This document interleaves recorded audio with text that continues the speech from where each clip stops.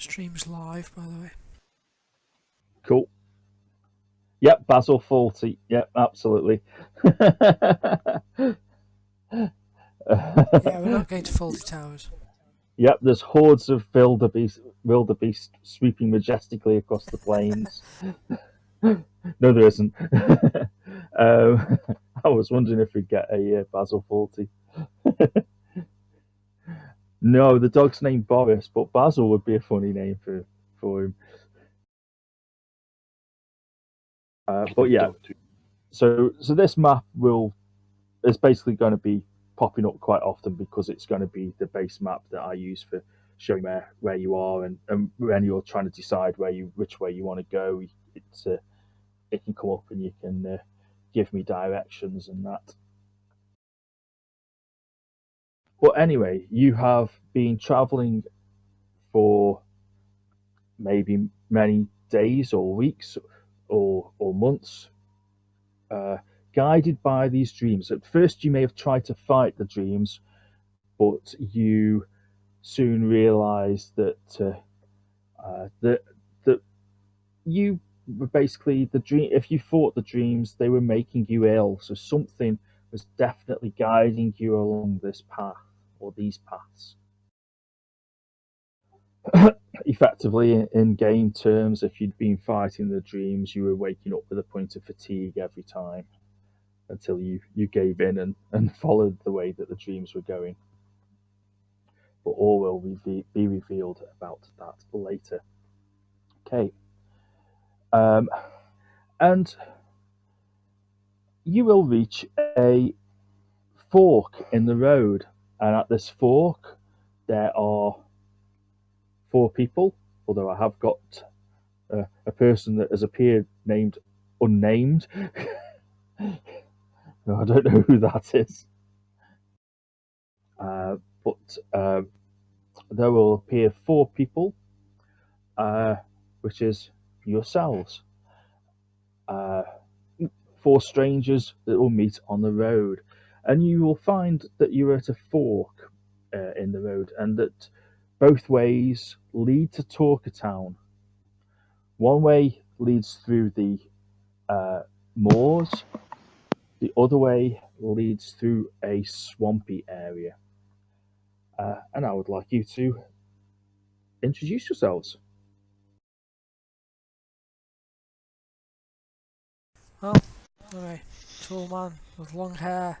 At his side is a faithful hound, a black dog with a big wet nose, sits faithfully by my heel. And I'm Alfred, a hunter around this area, a local. I know the region fairly well. I think we should perhaps take the path through the moor.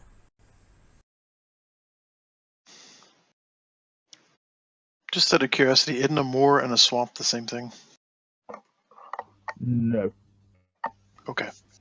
Moors tend to be. I mean, you can have swamps in moors, but moors tend to be bleak, hilly areas. Scrubby.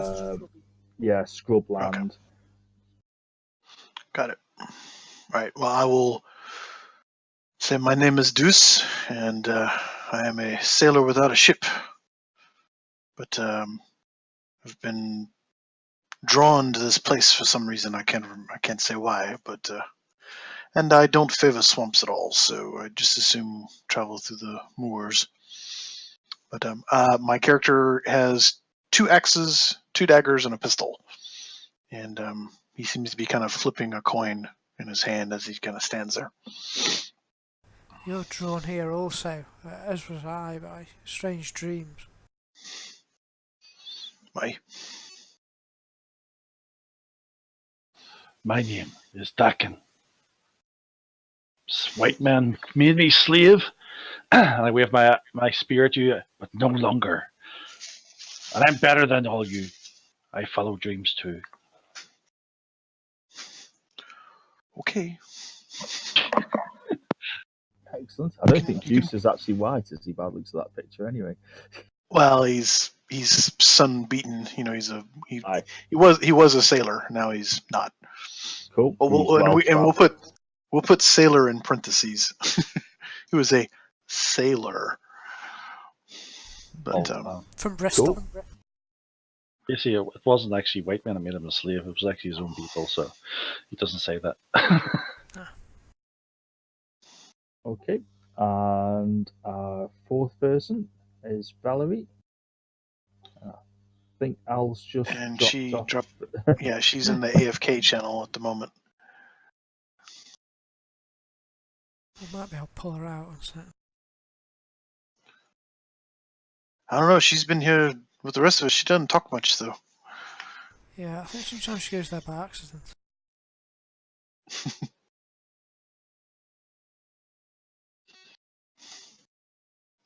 I'm mostly Sorry, keeping an eye on the Kane. dog. Ah, there you go. Sorry, Al, I've pulled you down here. I don't know if you're intentionally AFK or it auto moves No, you. it must have just booted me. I've been talking. Sorry. Oh, Well, sorry, yeah, off you go. I am Valerie Wormwood, and it's no accident that we're here. Our destiny has led us here. I have been preparing for this moment since I was a child.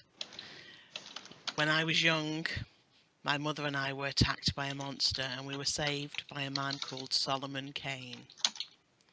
He was a righteous man. He showed me the path my life had got to take. To do what he does. To fight the evil where we can find it.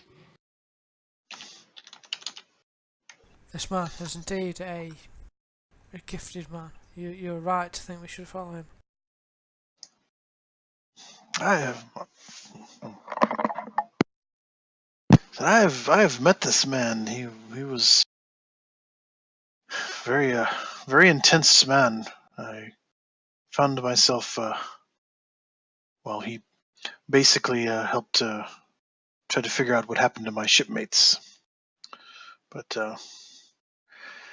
something terrible happened to them, and I chose not to know more. But he has indicated that because of what has befallen me, that if I don't do something about it, others will be harmed as well.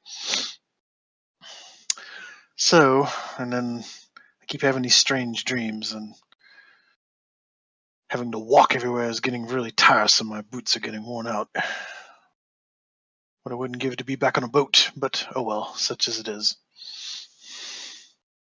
It's perhaps more than coincidence then, but more fate that draws us together, for I too have met this man, Kane. He rescued me when I was out on the moor. I chanced to cross a beast, a large, fierce, feral creature, unnatural it was, and the man appeared as if out of nowhere, a Puritan with blades wielding, his guns blasting, saved me from the beast. Yeah, that was him. Yes, I remember with the swords and the pistols and such. I also met a man that you describe, and he did rescue me. That is it. I think fate has perhaps pulled us together to walk the path of Kane. The what? The path of Kane. We should follow his path.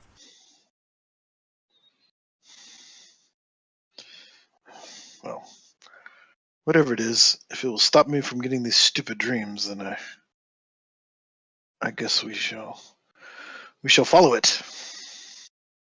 Which way do we go then? The dream says pick a road. I don't want to muck around in a swamp. My boots are bad enough off as it is. Plus, pointing to Alfred, plus you said you traveled in the moors. You probably know this place. Know what to expect.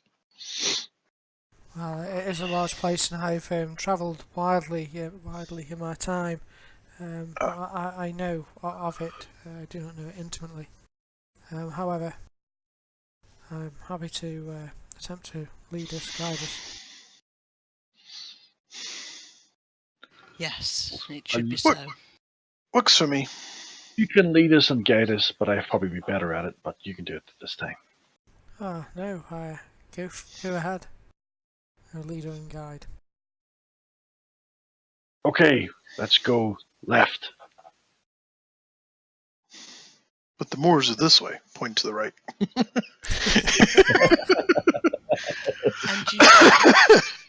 And and you should always follow the path of righteousness. Ooh, I like it. We should. Which I cannot read. Which path says righteousness? Point to the right. Yes, we all gesture to the right. Is that the boars? Yes. The path that says righteousness is the path that points to the moors. Like I said, oh, look, plot tracks. I'll follow them. Okay. No worries. And so you will start heading across the moors. The moors are quite bleak, and it is winter. It's quite cold for you. The more foreign climate, absolutely freezing cold, and you'll be quite surprised to see the signs of habitation up ahead, which clearly is the town of Torquay Town or Torquay, if you prefer. And you'll head closer towards it. As you approach the outside of the outskirts of the town, it's fairly small, fairly insignificant. You'd think. Seems strange that they're leading you to here, which a town that's of no great import really. However, as you go through the outskirts of the town, you will head past a graveyard where you will see a funeral taking place. There are several dozen mourners standing beside an open grave while the priest reads the funeral mass. I'll have a notice roll, please.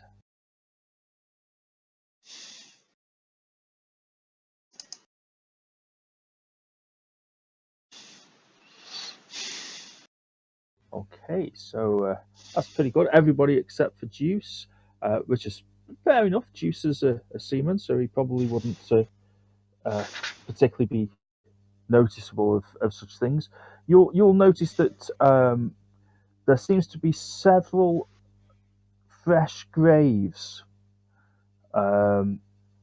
Certainly, Alfred and Valerie, you'll realise that those fresh graves are no more than a week old, judging by a lack of the grass on the soil. Are they in the graveyard? They are, yes.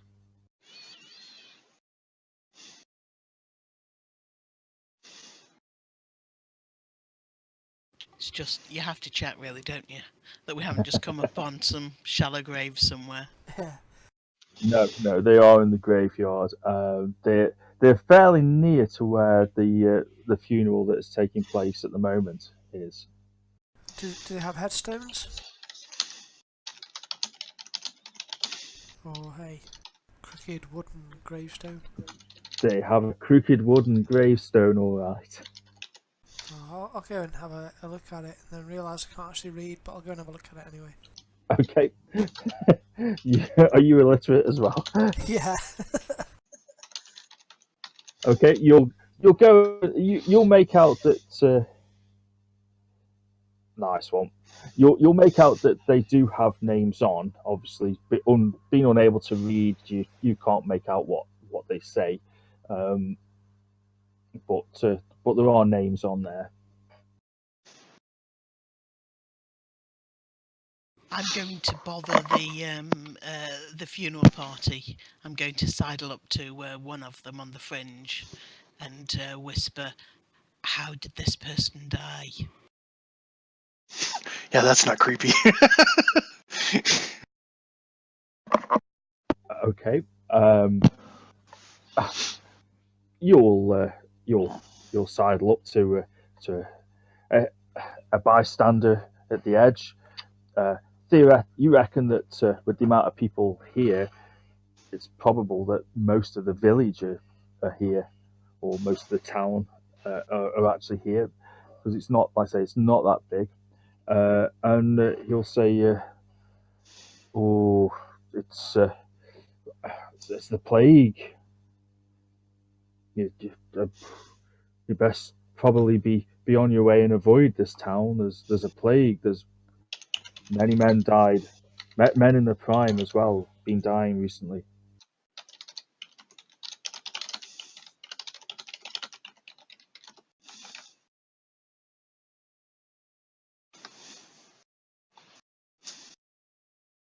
Cool.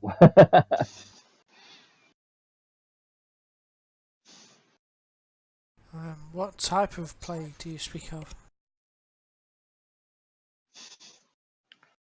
Oh, men that were healthy one day just dropping dead the next. It's the the, the Reverend there, him and Squire Hardwick, they both said, "Oh, signs of plague." So they've had them buried quickly to try help stop it from spreading.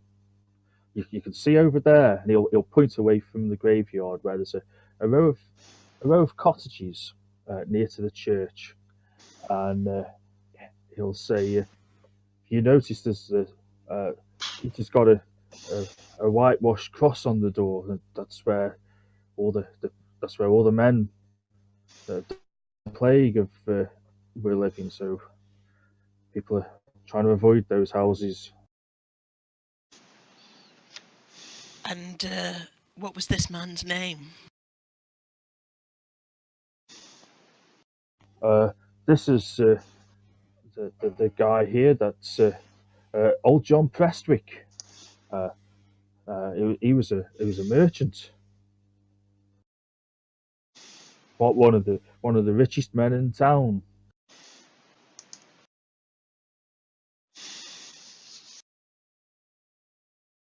And what of the other victims of this plague?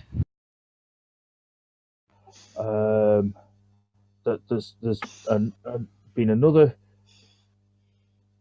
there's been another three of them, all good men, all healthy men. It's devil's work it is. So it'll be the devil's work. Indeed. For him to be struck down so quickly. So And he'll cross himself as he says that. It'll be the devil's work as he crosses himself. I'll cross myself as well. No women die? No women have died yet. It's been healthy men that have died so far, and at that, somebody who's a little closer to the funeral will turn towards you as you're talking to the man, and he'll be remonstrated with a severe tutting. There'll be just chatting at a funeral, be and shaking of heads and unapproving glances before they look back at the funeral. And I'll the stand man will till the the end man of the will funeral then. quieten down.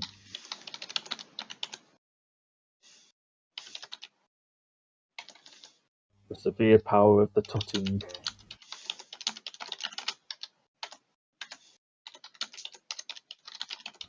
And the service will carry on for a while.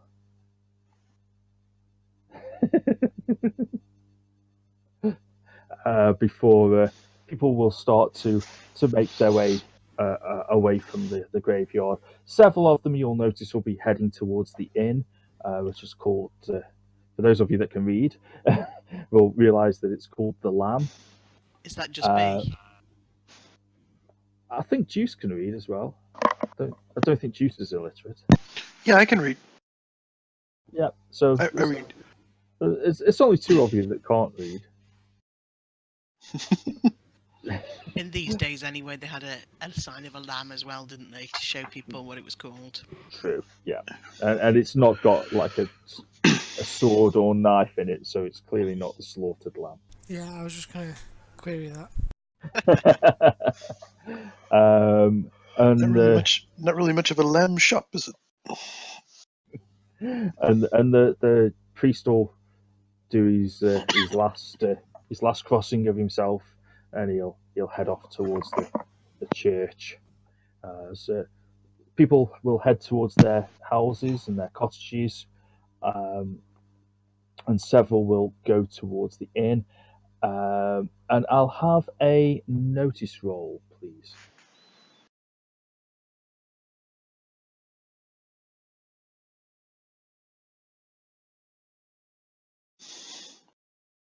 Okay, so Alfred and Juice. You'll notice across the village green, not far from the inn, stands a large house, no doubt owned by someone of wealth and standing. Um, Outside, a cart is being loaded with furniture, while a woman dressed in black looks on with tear-filled eyes. I'll be reading the gravestones of these newly fresh graves. Okay, having a look at the names, yeah. Yeah. I'll approach the woman. Okay. Unless you want I'm to- looking longingly at the inn because it's cold, thirsty. I was like, just gotta stand there flipping my coin. don't know if you want to do Valerie first. Yep. Just wondering what Dakin's doing. Juice is waiting for people to move so they can go to the inn. Alfred's going to the woman. Valerie's going to have a look at the gravestones. Dakin, are you I'll doing just anything? stare at all three of them and just wait until they decide where they're going. Okay. I look as if I had just given them permission to go out and do whatever they wanted. Nice, I like it. Okay, Valerie, you will look at the gravestones.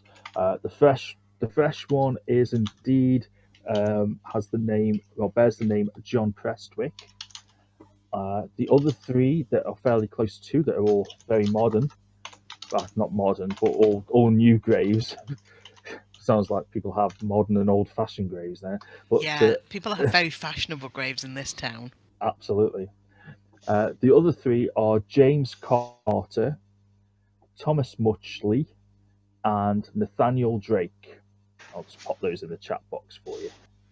Oh, good.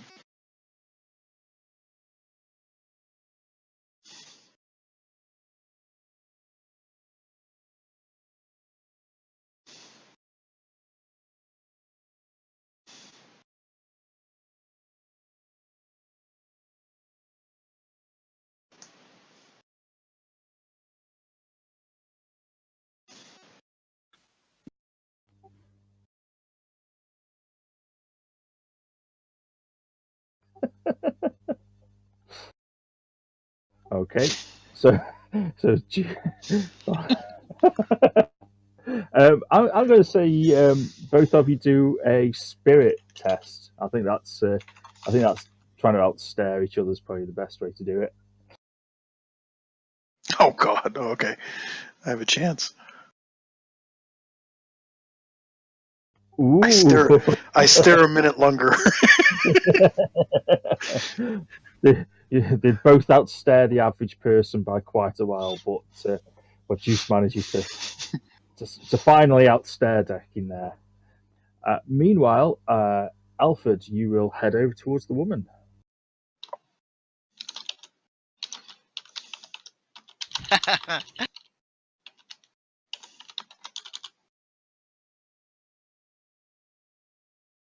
Okay.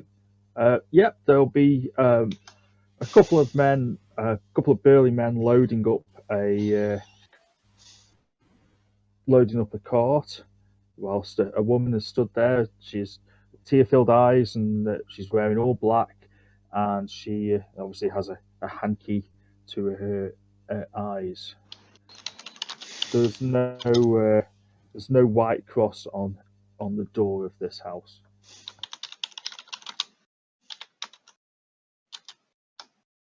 Good day, old lady. Aye. Not particularly old, but I'm 37. Sorry, I couldn't resist. Yeah, I'm 23. Yeah, it went through my mind as well. You'd say that she's probably in her 30s, Ah, so she's not young, but maybe not quite old. today I come to offer you my condolences. I presume you have had a loss. Thank you. I lost my husband a short time ago, and I've decided to move away. He died of this terrible illness. No, she'll shake her head. No, uh, he died from a terrible accident. An accident, you say? That's most unfortunate. Most people here seem to have been afflicted by this plague, this terrible sickness. Yes, the plague the plague has claimed many of the well, several of the men here in the town. It's come on all of a sudden. But not your husband. Did it? Did he? It was an accident, you say. It wasn't violent ends. Um, he and and she'll begin crying, and she'll say, "Excuse me," and she'll head back to her house, and one of the moving guys will come to you and said, "The lady's husband, he, he fell down the stairs, broke I his see. neck. He did." I see. I see. Well, it is obviously a deep tragedy. I'll have notice rolls from you all, please.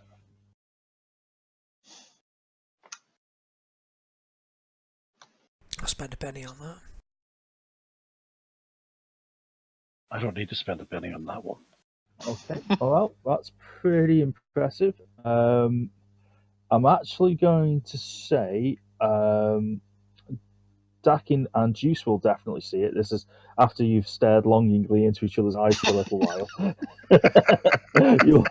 You'll have glanced over to where the cottages are, and you'll notice standing in the doorway of one of the cottages, a woman will be watching, uh, not specifically watching you, but just watching the scene that's going on. Uh, and as she realizes that you've noticed her, she'll cross herself and she'll close the door. And you'll notice that um, the door that she goes behind is one of the small cottages with a freshly washed cross on its door. Hmm. Kind of look at Dakin and look back at the door. Door got paint on it. I believe that symbolizes that someone in the house had died recently. Yes, is that what's implied by that? I don't know. It could be. How many doors were paint on it? I'm asking Aaron, Um, GM. Okay, sorry. okay. It usually was used well, in fact, it was used up into the 19th century. That if somebody died from plague, they would a white cross would be chalked onto the front of the door, or painted onto the front of the door, for each person that had died, generally to let other people know that this was a plague house. Got it. Okay. But it's very reasonable that it's certainly very reasonable that Dakin and possibly yourself, Juice, might not particularly know that because it's what it would be more common in towns and villages, etc. So it depends upon what you've come across before, and obviously definitely Christian lands because you wouldn't get it elsewhere. Yeah. Okay. I likely wouldn't have came across it then. No, it's unlikely that you'd know anything about it, about that Dakin. It wouldn't make sense. All right, we'll wait for Alfred to accosting loads up their family's possessions. I'll head back to the inn. Ah, finally. I, Rub my hands together. as I see you heading for the inn, I'll say I'll join you later. I'm going to talk to the families of these men. Nod very well. All right. Well, what was that again? I go, yes, we will head to inn. We will see you later. You go and do whatever you do. As if I've just given you orders. And I head to inn too. Cool. So everyone except for Valerie's heading to the inn. So as you get to the inn, it'll be fairly busy in there. However, there's a score of all male patrons inside, sipping their ale in silence. Some of them you'll recognise from being at the funeral that's just taken place. I'll have a notice roll from you three, please.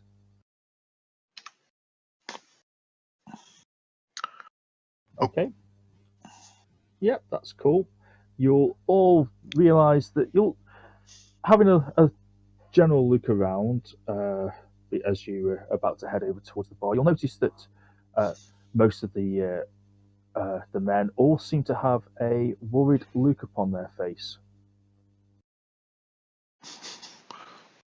I go to them, I say, I can drink more than all of you. Which of you is the best drinker? And I will beat you. I'll kind of I was about to stop him and go. No, let's see how this plays out. Okay, there'll be a general murmuring amongst the villagers, and the barman will cough before he speaks. And there has been a funeral here. Please show some respect. Just kind of snicker. He meant nothing by it. Sure, it's That is okay. That is fine. I win so, then. Tell me, I'll get a drink and perhaps talk to some of these troubled-looking people.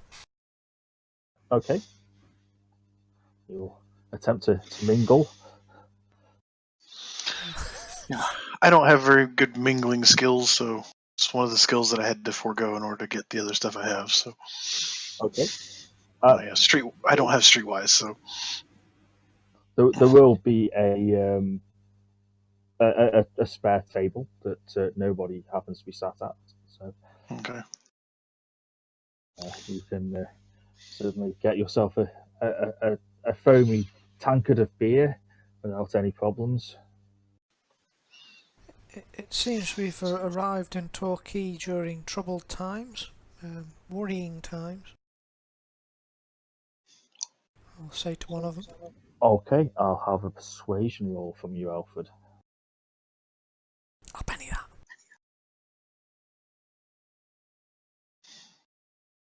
Look at you, you silver-tongued devil. Nice use of a penny. Okay, you'll get to one of them speak up.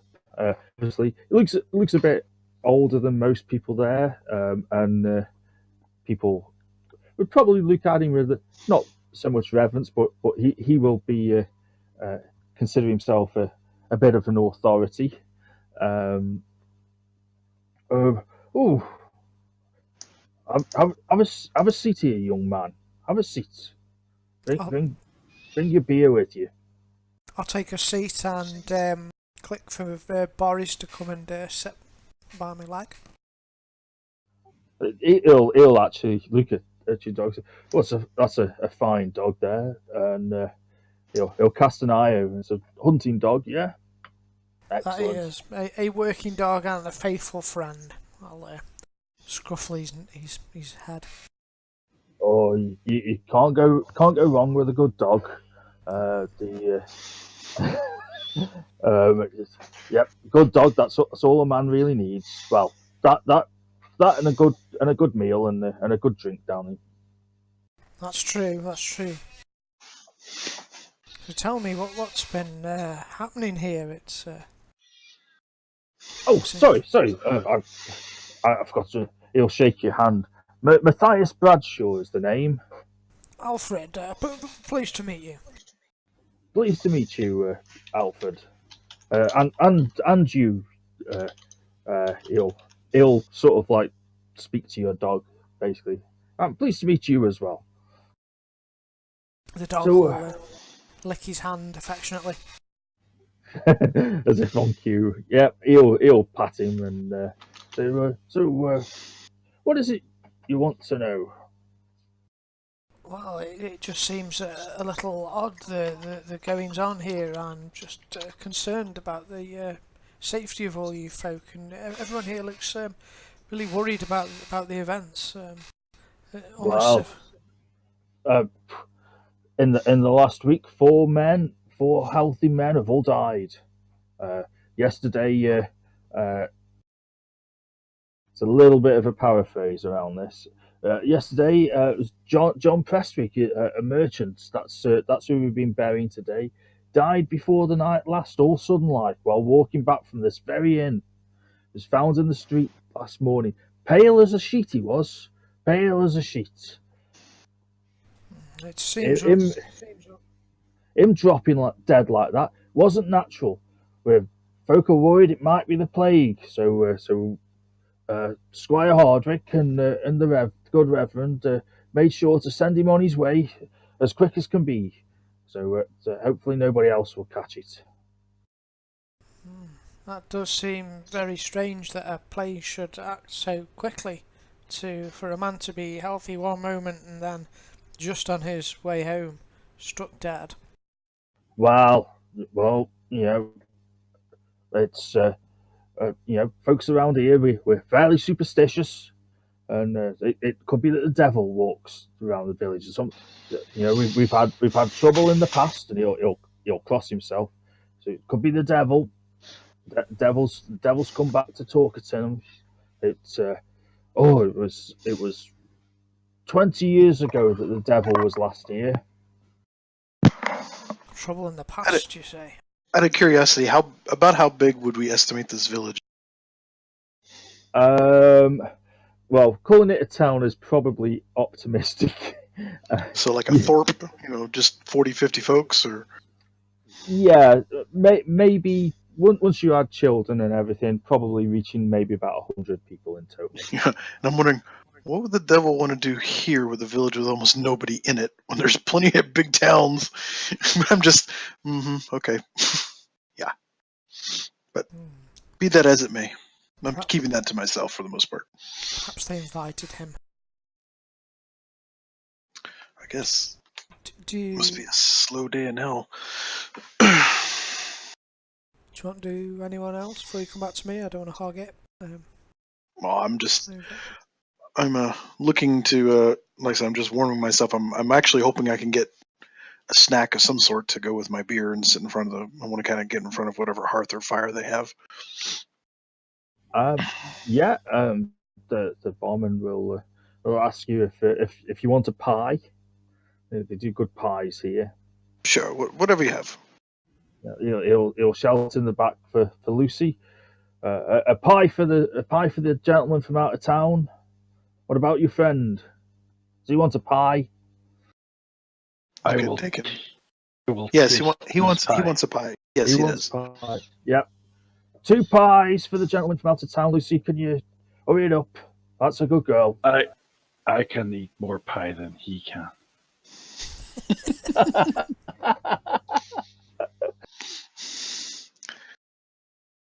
He'll look at you surprised. Someone that can eat more than 1 pie? Well, I'm waiting until I see the pie before I commit anything. I may not want to eat. I may not want to eat a pie. Lucy, you better get 3 pies. The other man from out of town, the friend of the first one, he reckons he can have 2 pies. We're doing a good trade in pies tonight, Lucy. It's going to be a desperate Dan cow pie, isn't it, that comes out? Yeah, that's why I'm just gonna get one for now and see how it goes.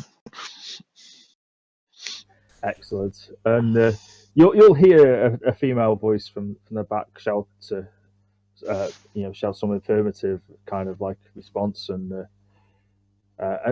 not long after the smell of a good of a good sort of like meat and potato with lots of vegetables uh, comes wafting through into the bar, and But that's not and what we get.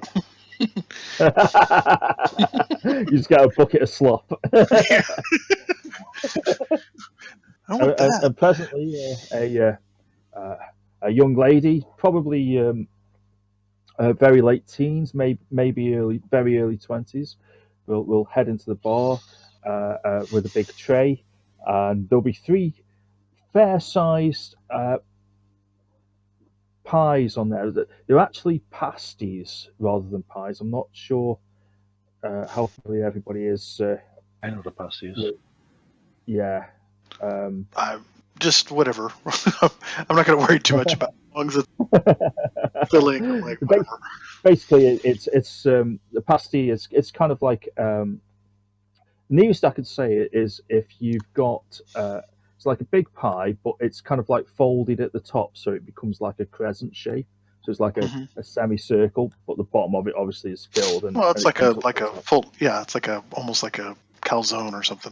Yeah, actually, yeah, just like a calzone. Yeah, Okay. Oh, um, calzone. and she'll nod, and she'll head over to your table, and she'll say she'll look at you both. Uh, who who's 2 pie? Point to Dakin. Ah, I and she'll smile at you, Dakin, and she'll hand 2 pasties on a big plate over to you, and she'll hand one over to you, Juice, Okay. and they look quite appetizing. They smell good, and there you go. I look at this. I lift up the pie and I stuff it into my mouth and go, yeah, yeah. You win. Nibble, nibble. Um, Basically, they will cost you. Okay, it's 0.05, so that's one. Um, it's effectively 1 shilling each. Sorry, no, it's Okay. effectively 2 shillings each. 2 shillings, yeah, 1 shilling per pie. So 2 shillings for Dakin, 1 shilling um, for Juice. Okay. Okay. Meanwhile, I'll go to Valerie outside Cool. before we come back to you there, Bill, because Yeah. you've got the rambling old drunk chatting to you, so you might be some time. Cool, yeah. Okay.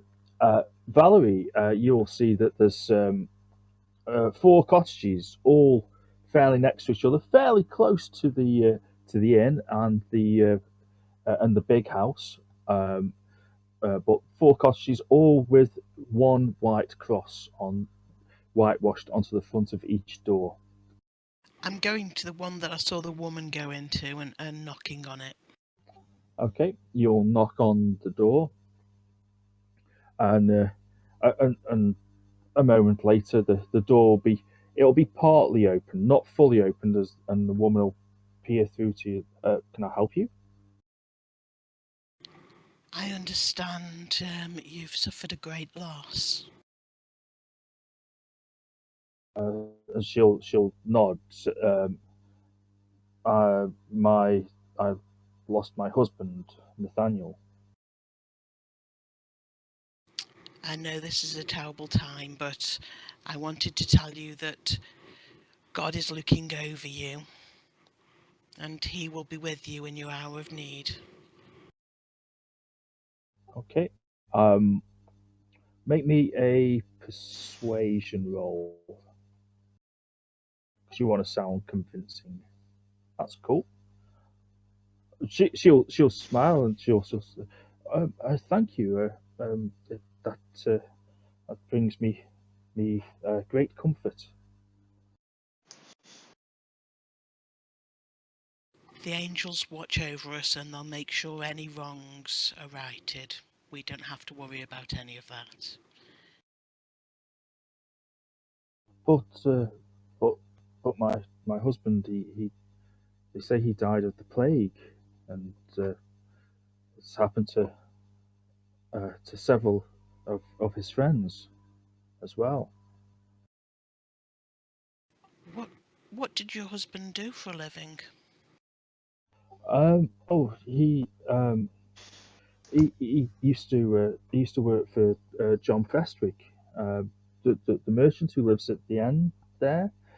She'll point out the last cottage, not the big house, but the last cottage, the one furthest away from the big house.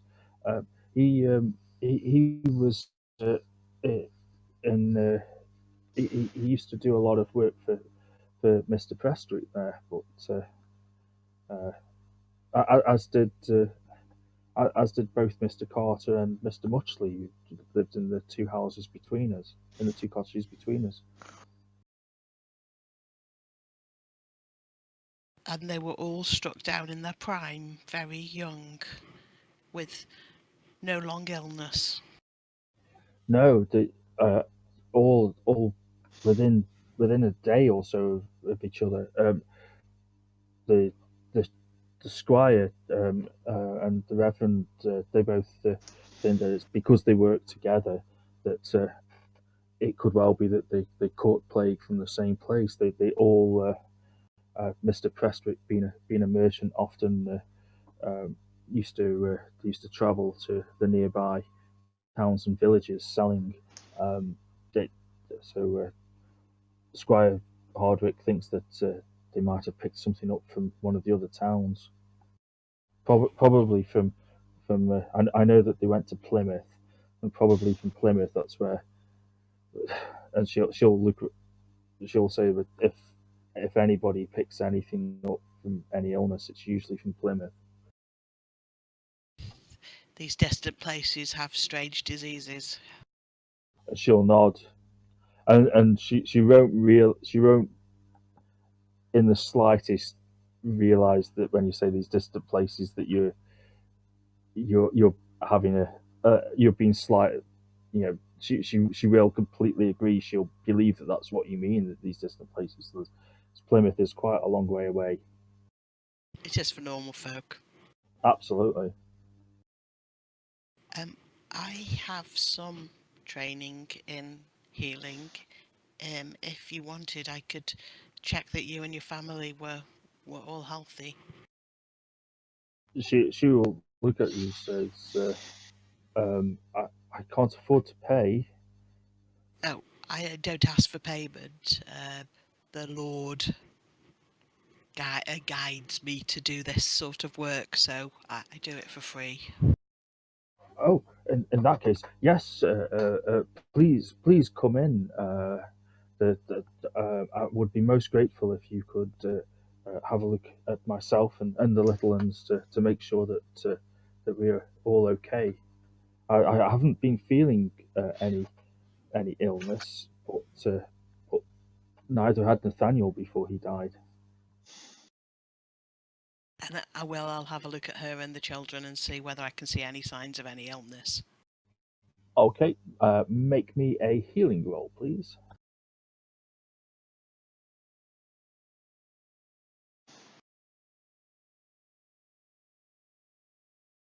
Oops.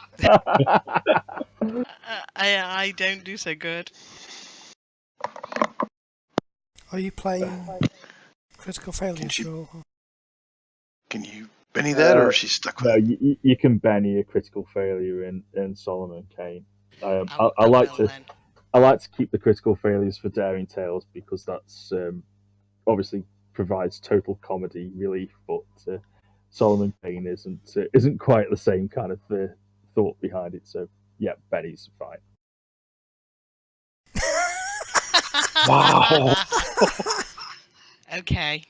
Oh, I you're feel gonna the you're death gonna get wheel, don't I? you're gonna be called a witch here in just a second.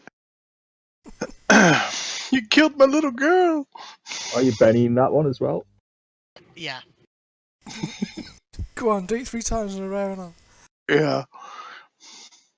You do it 3 times in a row. I'm going to award you a Benny just for pure comedy value. Oh, A close. 1 and a 2.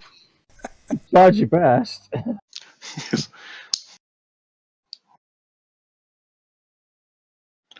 Why are you looking at her knee? Says she has a headache. It's all These things connected. can spread. These things can spread. You'll have you'll look over Mrs. Drake and the little one. She's got 3 children. The oldest is about 7, and you're not sure. They look maybe a little bit jaundiced. You don't think it's anything serious, but you don't think it's the plague. But they look like they could be a bit poorly. With your critical failures, you were going to be diagnosed in a case of Black Death. Yeah, I know. Okay. I'll see if she's got any cod liver and suggest that they all have a spoonful of that.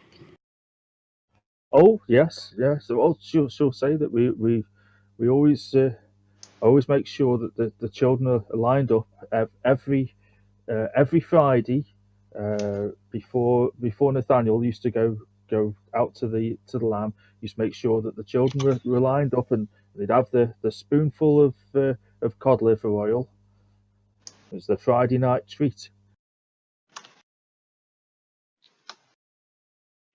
Perhaps give it to them tonight. It helps keep the spirit strong. Will do. Do you hear that, children? You get an extra dose of cod liver oil tonight. They'll Yay! Yay, cod liver oil! Our favourite! Can I have it now, Mummy? No. No, you got to look forward to it. Oh, their eyes are lighting up like it's Christmas, aren't they? Yeah. And I'll thank her for her time, and I'll go next door. Okay.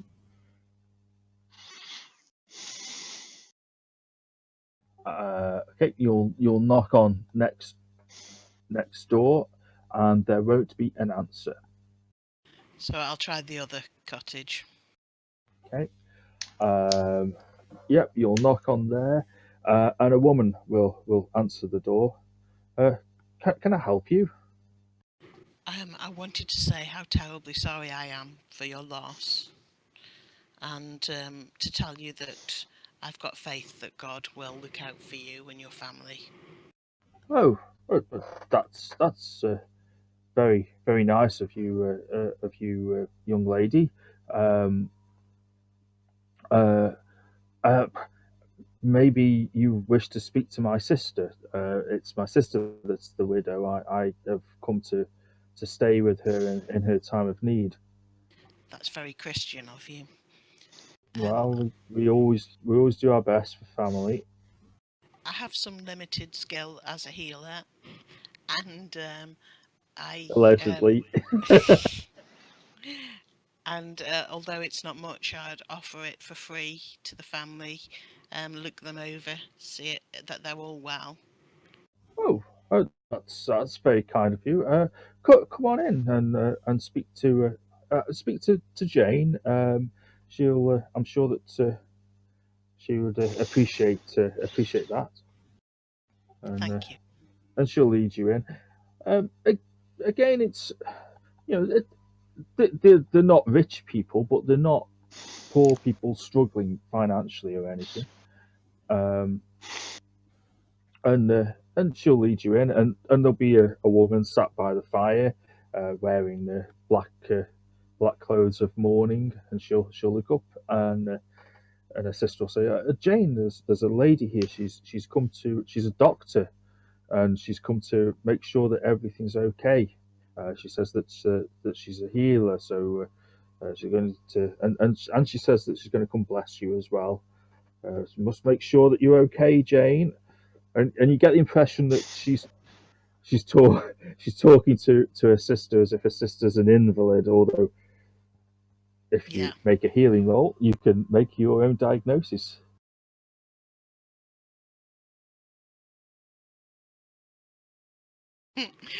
Well, I'm on form now. It took me a couple of rolls to get into the swing of it, but I'm doing well now. Yeah, You've established a pattern. A good one. yeah. A little bit of jaundice again, just like a couple of doors away. So Definitely you don't recommend the think that cod she's liver oil early then. yeah. You don't think that she's a total invalid, like how her sister's treating her. You think that she's probably just suffering. She's in mourning basically, and just needs time. But yeah, there's she's a bit jaundiced.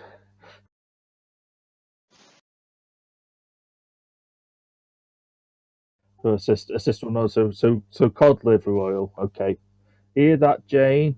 Gonna get you some cod liver oil. It'll make you well again.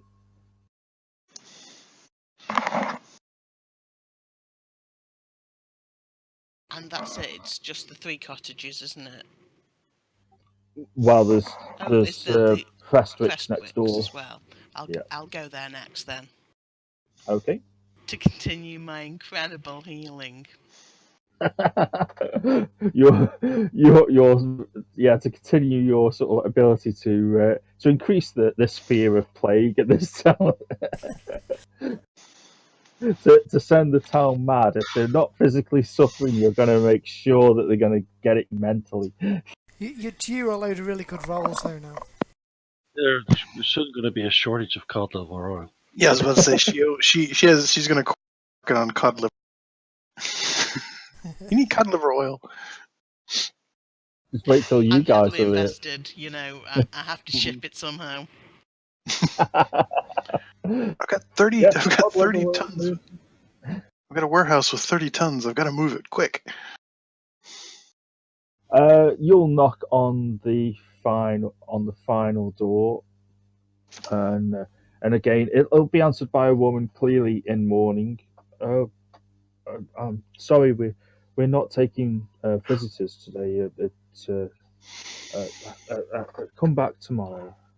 I just wanted to express my sorrow at your loss, and say that I've got some limited training in healing, and I'd happily look over you and your children for free. It's God's will that I try and help others.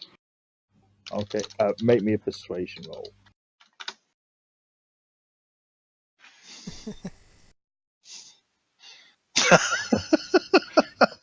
Oh, it's Yeah, only but the persuasion. healing roll's going to be really good now.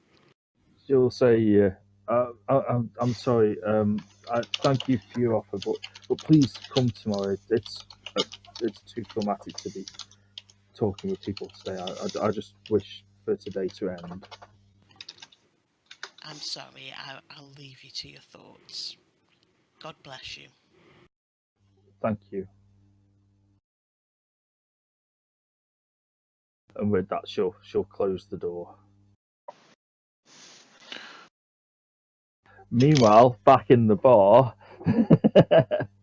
back in the Lamb. Oh, my Yes. second one. Yep, Dakin's eagerly devouring his. Anyway, yeah, sorry. 20 years ago, you say, what ill events befell you Oh, 20 years ago?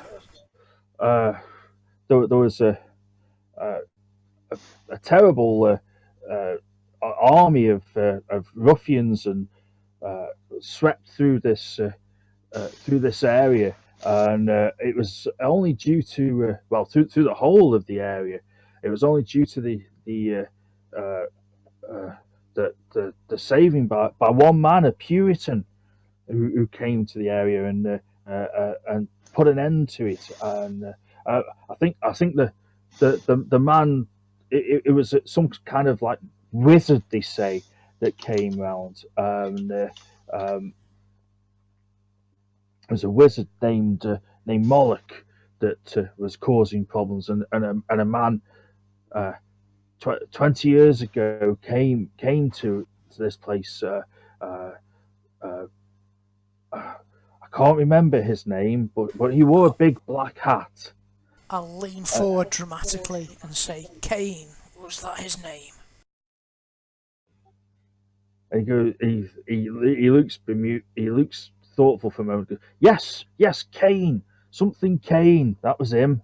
Something Kane. He came and he sorted the problem out with Moloch, and they raised the castle quite a long way away. It was, they raised the castle down to the ground and wiped out all of his men. And then 10 years ago, something Kane, he came back again, and there was a queer story about a necromancer. Uh, I can't. He was. He was well known. He was really queer sort. He was. Roger Simon, his name was, and you know what? Kane was here then, and they hung him. That Simon, they hung him, and but the odd thing is, his friend that had turned him into Squire Hardwick, that turned Simon into Squire Hardwick. They found him the next morning, strangled to death. The only witness was Kane. He wouldn't say what had happened, but he was the only man that had seen him before he died. Hmm. So it seems that every decade you have these Every problems. decade, the devil comes to town, and Kane comes and sorts it out. Well, perhaps someone else has come in his stead this time. You speak of a castle, a ruin now. Where is this? Oh, Axe, Axmouth Castle. It's far away. It's over up on the north coast. It's quite some distance away. It was all razed to the ground. Axmouth Castle, you say? And this is where this Moloch was finally Yeah, put to rest. 20 years ago. Yeah. And the other man, the strangled man, where was he slain? Um. Oh, he was slain here in the inn here. Actually, he was staying here, as was Kane. Um. Is John Redley, his name was. He was in here. I can remember it cleanly, plain as day. In here, bragging that how he'd brought down the infamous Roger Simon, and nobody had really known about this Simon. He was a queer type, kept himself to himself, but the stuff that they found in his house, ooh, makes you makes your blood freeze. It does. He crosses himself again. But yeah, the John Redley was in here bragging how he turned the necromancer into Squire Hardwick, and the next day, uh, well, that night, John Redley was found in his bed in the room upstairs, strangled. Nobody had done it. The only witness was Kane, and he had said that he'd got what he deserved. Mm. We wondered if Kane had done it, but he said that he hadn't, and Kane's word was good enough for us. And Simon used to live here. His house was here. Oh, it's been demolished now, but on the edge of town, he used to have a small hovel, but it's been demolished. It was demolished soon after and set to the torch. And the day after Redley was strangled, uh, Simon, he was hung by the neck till he was dead. But you know the queer thing. Uh, one of Hardwick's men told me this, and he said not to tell anybody. But it's been 10 years now, so I'm sure it's fine. I'm sure. And I'll have a notice roll from you, please, Alfred. Yeah, you'll notice a few people over list, eavesdropping and that on what Matthias is telling you, and when he's saying that, I'm sure it's fine to say it. You'll see the eyes rolling as if like, yeah, we all know this. You've told us this 100 bloody times before. Okay. And he'll say, but the queer thing is, Roger Simon, when he hung himself, he'd only got one arm, well, one hand. He'd cut the other hand off in the night. That would be a difficult task to hang yourself with one arm. Well, he didn't hang himself. We hung him. Nah, you hung him. Well, Squire Hardwick hung him, not me personally. I can remember watching the hanging. Kane, like yesterday, watching the hanging. It was. We don't have many hangings here. And Squire Hardwick, he was in the wake today, was he not? Yes, he will have been at poor old John Prestwick's wake. If he's in town, he's a good man as Squire Hardwick. He will always visit. He'll always visit the funerals of people, and show his respects. Even though he doesn't have to, because he's the squire. He's the most important man here, but he always makes a point of doing so. He's a good man. Nobody will say anything wrong about him. I see. Valerie, I'll just pop back to Valerie. Sure. What are you doing after the last cottage? Have they finished clearing, packing up at the big house, and They have, but they've not they've not left.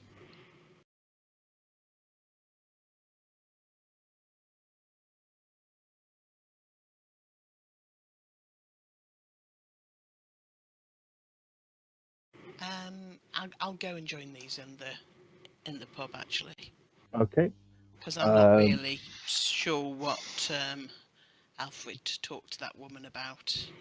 No. Might have gone up, chatting her up, thinking that rich widow.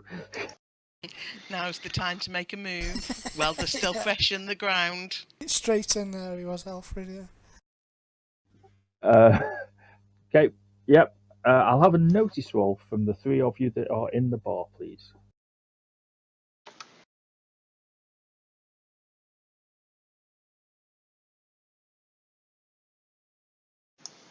Okay. Deckin's too busy, sort of like polishing off the rest of that pie. It's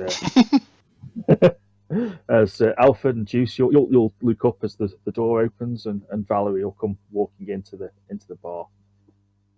Okay. Hold up my tankard and kind of let her know where we are. Yep, you'll see Juice acknowledge you there, and sat opposite to Dakin, who's face deep in pie at the moment, and you can see Alfred chatting to some old man. I'll go and join them. Cool.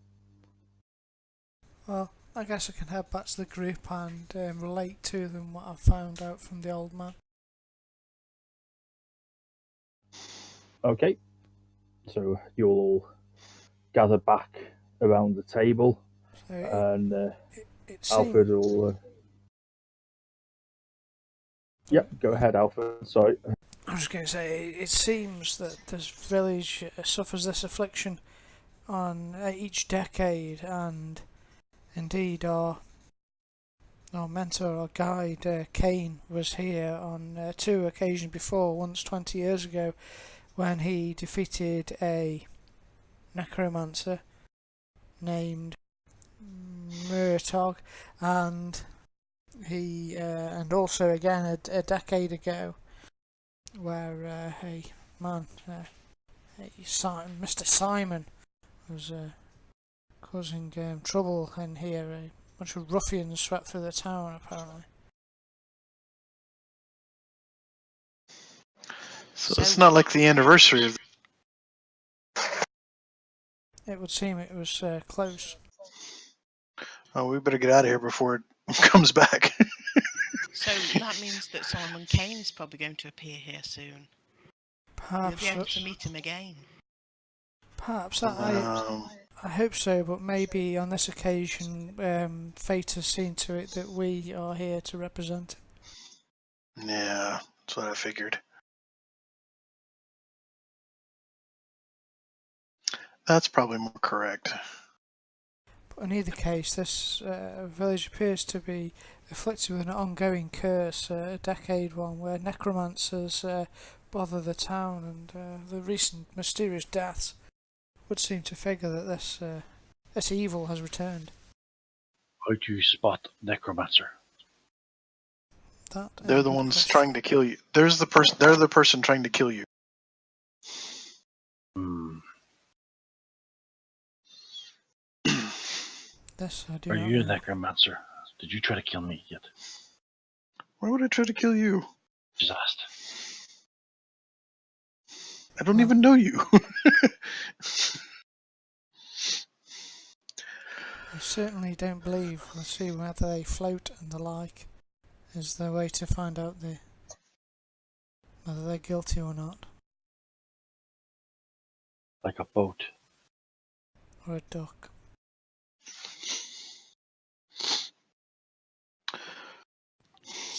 All right. Well, do we know? Float.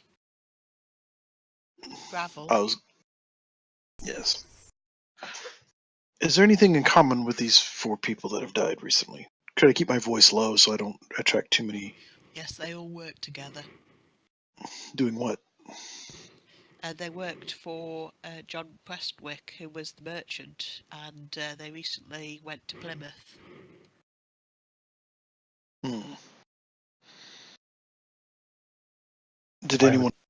Has anyone? Nobody else with is sick, and nobody else has become ill, and that's not really how plagues work. And they were all healthy. So Did anyone else work with this merchant?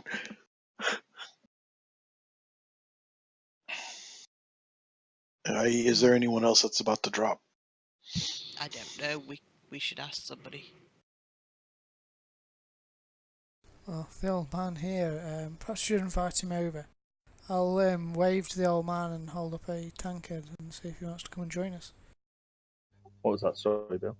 I'll wave to the old man and hold up a tankard of ale and see if he wants to come join us. He'll come walking over. Pleased to meet you. Pleased to meet your friends, lady. He'll acknowledge you, Valerie, and you gentlemen. He'll look across to you, Daki, and say, "Do you enjoy the pasty?" I did not eat any pasty. I had 2 pies. He'll smile. Ah, do you enjoy the pies? Did I enjoy the pies? That's the question. What was the pies? It was just the food that they brought you. Oh, You no, can. were they tasty? That's what I mean. Yeah, they were packed full of meat and potato and vegetables. Yeah, it's up to you if you decide whether you enjoyed them or not. But Okay, well, I was making sure they You weren't ate like 2. corrupted. I was just making sure they weren't corrupted pies and like they were terrible. No. I say yes, pies were nice. They had meat and other things. the lamb here, old Fred there behind the bar, him and his daughter Lucy make the best pies in the area. Lucy, she's a chip off the old block. Her mum was the best pie maker in the area, and she's inherited that title from her mum. Best pies for miles around. You don't get any better. I have never made pies, but if I did, I think they would have been better. And he'll nod. Okay. So, tell me, sir, if you think this This evil should have returned. This devil is here in the village again. What form do you think it would take? Oh, I honestly don't know. We've had different forms of evil turn up over the last 20 years. You know, it's probably some kind of stranger that, or some kind of wizard or something like that. Were you not to ask him if anyone else worked with Merchant that is still alive, not dead? Well, ask him that. Um, Still alive, not dead. There's one man. He's out of town at the moment. Alfred Dawlish. He's kind of Prestrick's business partner, as it were. Whilst Prestrick handles the sort of like the more physical side of it, so the other guys work for him. Dawlish is kind of like what would you say? He goes out and he finds the business, so he's like the salesman, as it were. He's still around. He's out of town at the moment, but he's still alive. Not for When did George. he leave?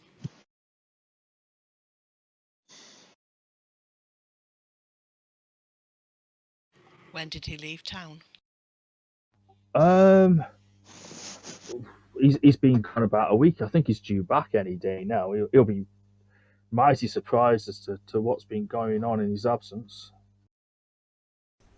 Quite. Well, if you don't know where he is now and you expect him due back, then perhaps all we need to do to speak to the man is to wait here. Where does he live? He'll shout over to Fred the barman. Fred, when's Dawlish due back in town? Fred will go. I think he's due back tomorrow, if I remember correctly. I could do with him hurrying up. He's got a fair bar tab that he owes.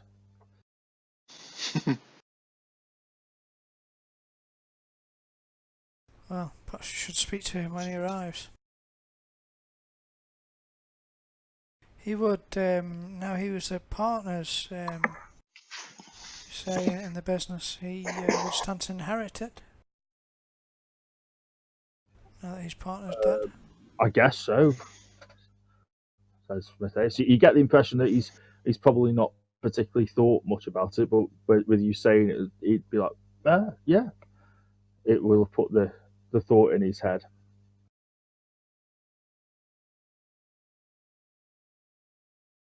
Shall we go out and find a field to sleep in? It's very cold. Shall we?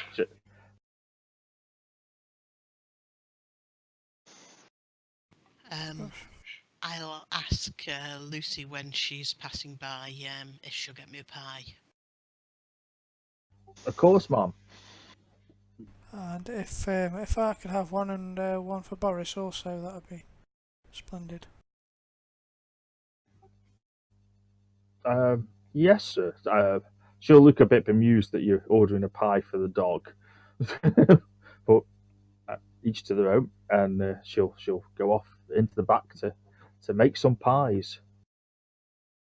I bet Boris likes pie.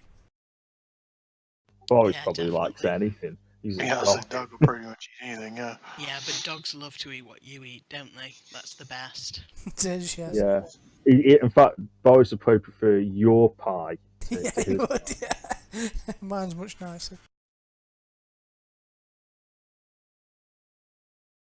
Shall we take rooms then? We ought. How much was a pie and a room for the night? Okay. Sorry. The pie is £1 per pie, and It's a expensive. room. Just bear with me. It's a good pie. There's 20 shillings to a pound, is that right? Yeah. Don't worry about pence, because I don't do pence on here. It gets Aww. far too complicated. So I have 30 shillings. And lodging for the night is if you want your own room, that will be 5 shillings. However, if you're happy to have the common room, that's 1 shilling. I would take common room. Okay, I can't remember. Yes, the common room. I'm going to take a regular room. That was 1 shilling. Okay, so Juice is going to take his own room.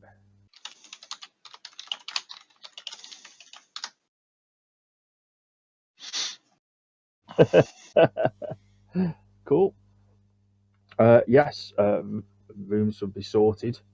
Uh, common room is the common room's a fairly decent room. I mean, you've all got your own beds. There are worse common rooms where basically you're sleeping on the floor, and there will be a fire in there. So it's a proper fire, not just set on fire. So it'll be fine.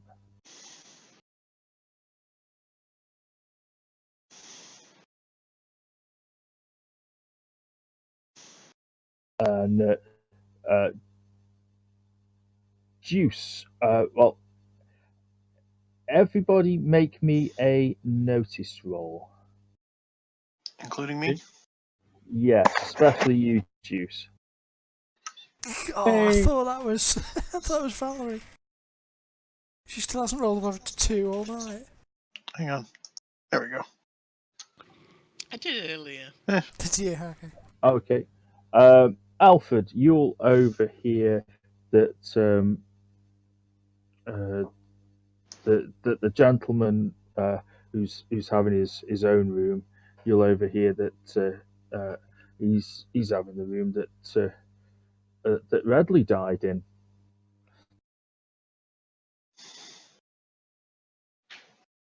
That's auspicious. None of the rest of you will hear. Dakin will be busy with either his nose in a tankard or eating another pie, and Or both. or both. And Drink, eat, drink, eat, drink, eat. you'll have only heard sort of like old Fred basically. Alfred, you'll have only heard old Fred basically talking to Lucy, saying, "Yeah, that room, the one that Redley was in." Um, yeah, you only got a normal pass, so I'm not going to add any more to that.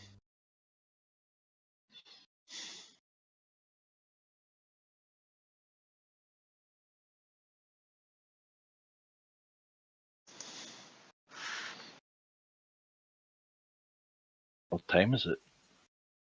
It'll be getting on. Obviously, because it's winter, it'll have gone dark quite early. Most of the pub regulars will have headed off. Matthias will stay while you're buying him drinks. Uh, but most of the others obviously will have headed off probably to have their dinners and to go to bed because clearly most people around this area are probably involved in farm work of some descript or out on the boats, so they tend to have early starts, and also uh, you know the weather's bad and cold, so they want to be tucked up at home. And obviously the devil's abroad, so people get plague, and so they want to go home.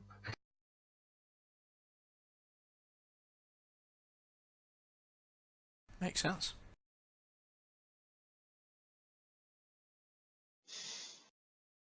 I think we do, my friend.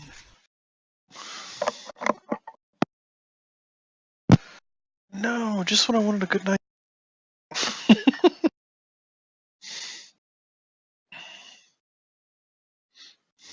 Actually, you do.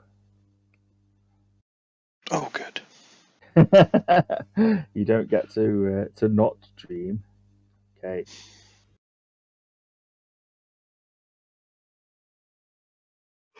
We dream of lambs. No. So when next you sleep, each of you shares a common dream. The dreamscape warps, changes until you and your companions sit around a fire in a dark cave. Before you sits a wizened man of indeterminable age, his black skin weathered like the most ancient parchment, his eyes more alive than any person you have met before. You have no doubts that this is no longer the juju man who has guided you onto this path. Evil comes, he says sadly, tracing a wiggly line in the dirt of the cave floor. Children of Abraham know it as Satan, but this only one name. When Egypt was young, it was Apep. To Northmen, it was World Serpent. In the land where sun sleeps, it Feathered Serpent. All men know of it, but none know it. It has no name, no longer know it from old days as Great Serpent, Mother of Evil, and it grow big. Ancient magics held it, but they now gone. Many have fought to hold it in check through many, many years, from before the times that the sea swallowed mighty Atlantis.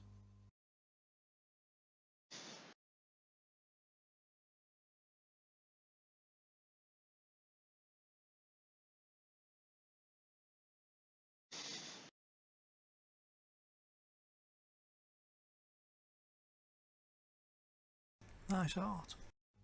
At this point, a scene is shown in the flames. It shows a massive, lithe and tigerish man with a square-cut, lion-like mane of black hair. Under heavy brows glitter eyes grey as steel, not teal, but steel, and cold as ice. His bronzed face, strong and inscrutable, is clean-shaven. The broad forehead betokens a high intelligence, just as his firm jaw and thin lips show willpower and courage. But more than all, the bearing of him, the unconscious lion-like stateliness, mark him as a natural king, a ruler of men. No longer again speaks. Through the times before the second cataclysm,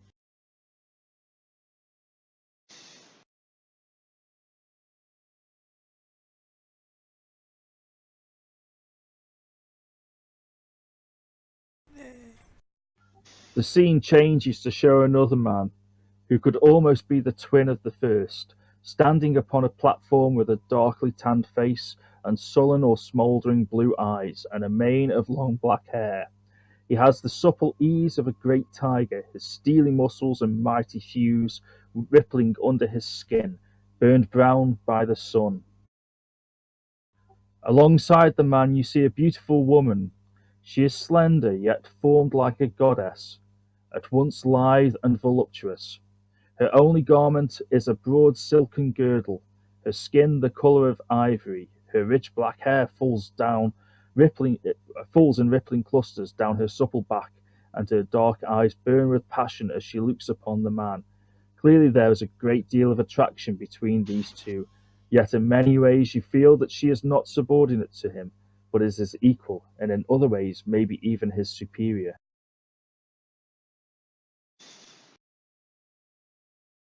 Leaning forward, no longer again speaks. During Roman times,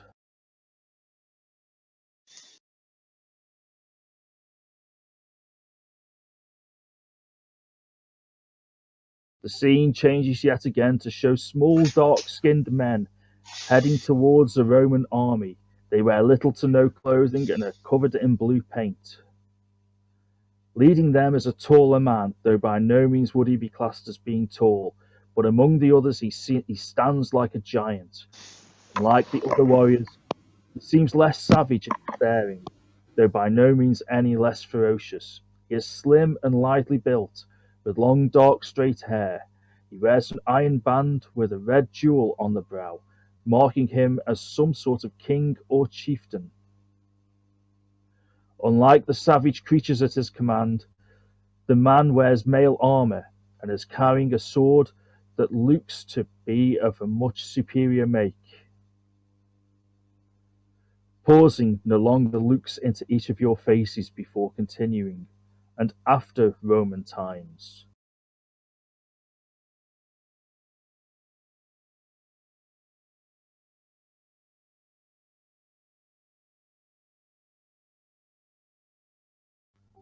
A grim-looking man, despite his youth, with a dark face and smouldering blue eyes, wearing a full shirt of black mail, black leggings and a steel helmet, armed with a spiked buckler and an axe. He fights Vikings in a frenzy of slaughter, froth flecking his lips and his eyes those of a madman. Again no longer speaks, as well as during your so-called crusades.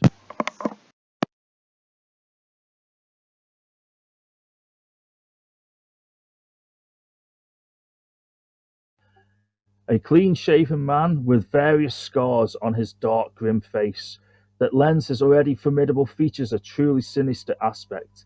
His low, broad forehead is topped by black, square-cut hair that contrasts strongly with his cold blue eyes.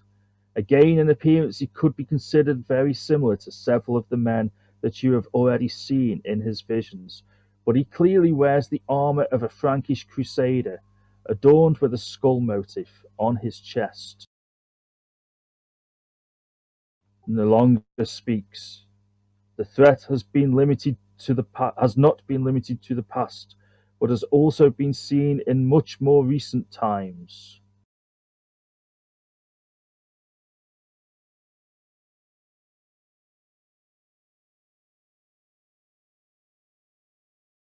You see a tall with a supple and strong body.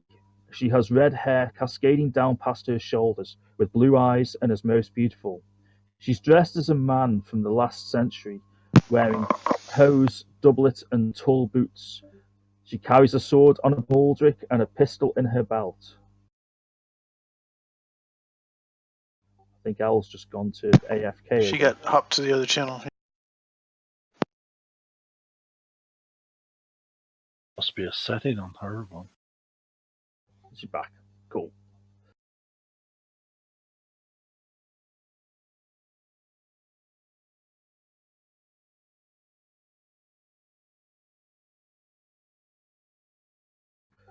Some champions yet to fight back against the tide of evil, says Nalonga, with a touch of reverence in his word.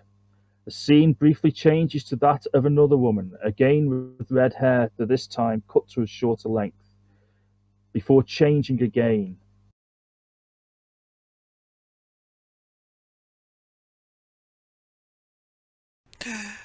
Kane. To show the features of the man that you have all met or heard about before. Wearing his wide-brimmed black hat, you see the dour features of Solomon Kane, and looking at his features, you realize that there's certainly similarities between several of the men that you've seen, although all are from different ages.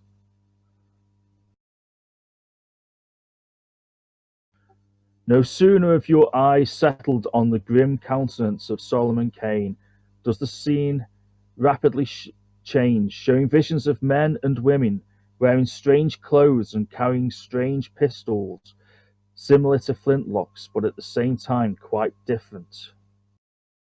Just bear with me because there's a few pictures to show here.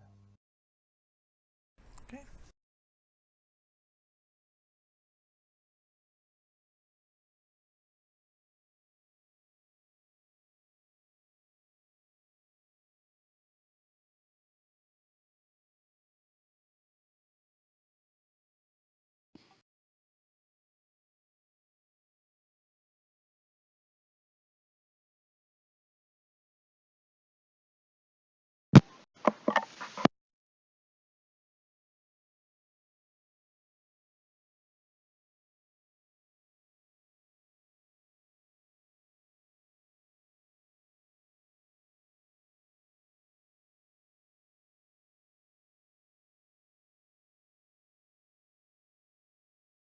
Okay, that sailor should be the last one.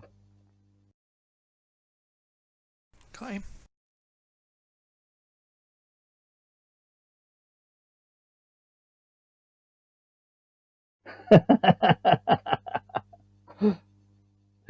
These are those who are yet to be, who will only come to be if you are successful. They are the ones that will continue the great fight long after both mine and your bones have turned to dust.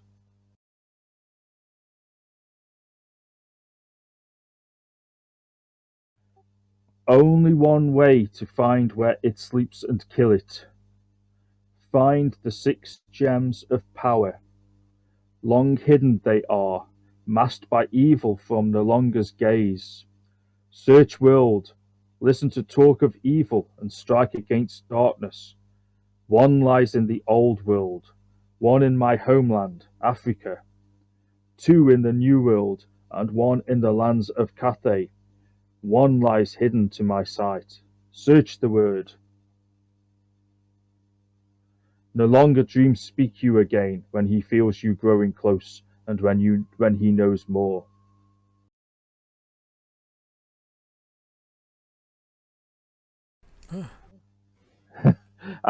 And with that long speech in the dream, you will wake up. And a tour of Howard's works.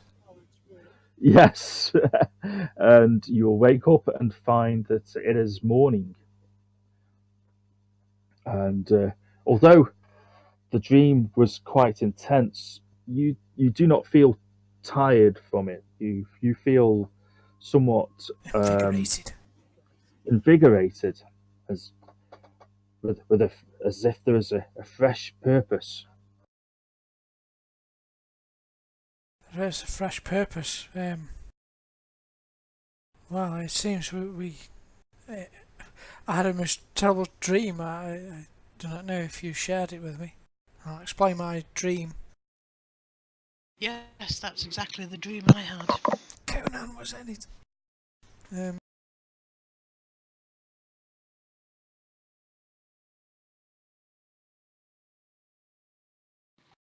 Perhaps, so the 6 Like, gems of power.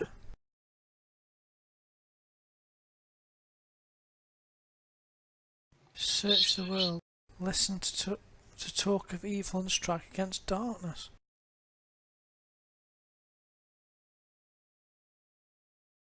Well, it appears 1 lies in the old world. Maybe it is close to us. Yes, yeah, we should start searching for it.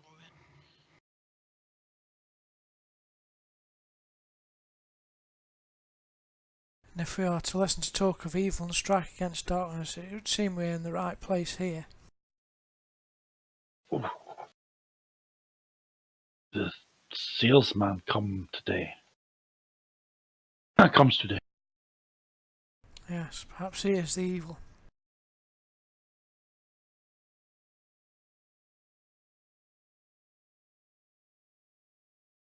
Well, I think we should have a good breakfast. I have a feeling it's going to be a long day. Yes, we've got work ahead of us. What do they eat for breakfast here? pie. No, I'm joking. Cold Uh, pie. yeah, leftover pie from last night. No, they'll have a hearty breakfast of Bacon. bacon and uh, oats and whatever else that they can scavenge around in January. Bacon and oats. Ugh. And eggs. Well, not Eggs. together. Ah, that's alright. Yeah, Bacon, bacon eggs, and and eggs. porridge. Yeah, bacon and eggs, porridge, bread. Yep, Well, I'll have toast all that. basically. Yeah. What together? What? 2 courses. Ooh, he's having 2 courses, Daki. Mm. I'm not with him yet. I'm not putting my armor on. That takes like ages. Okay, so you will breakfast up. Say you will have, even though you have all shared the same dream, you will have found that the dream was quite invigorating, and Well, it shows one the right path.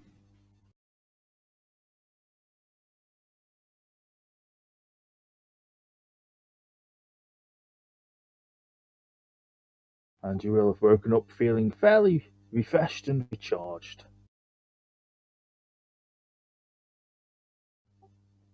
I'm just going to take a quick AFK for a couple of minutes. Okay.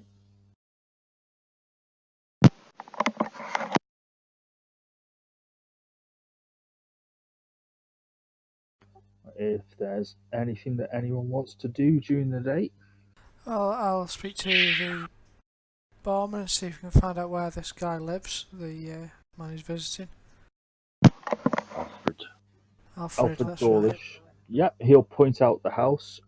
It's a fairly affluent-looking house, not as big as the one near to the inn, but over to the other side of the village or town, across the village green.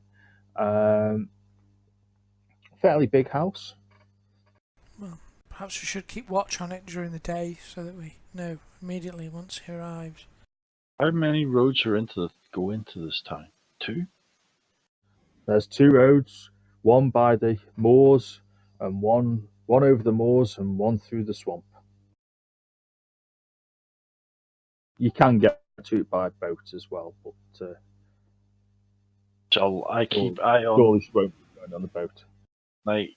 Should I keep eye on this road and you keep an eye on that road, and then we see if we see him? How do we know what he looks like?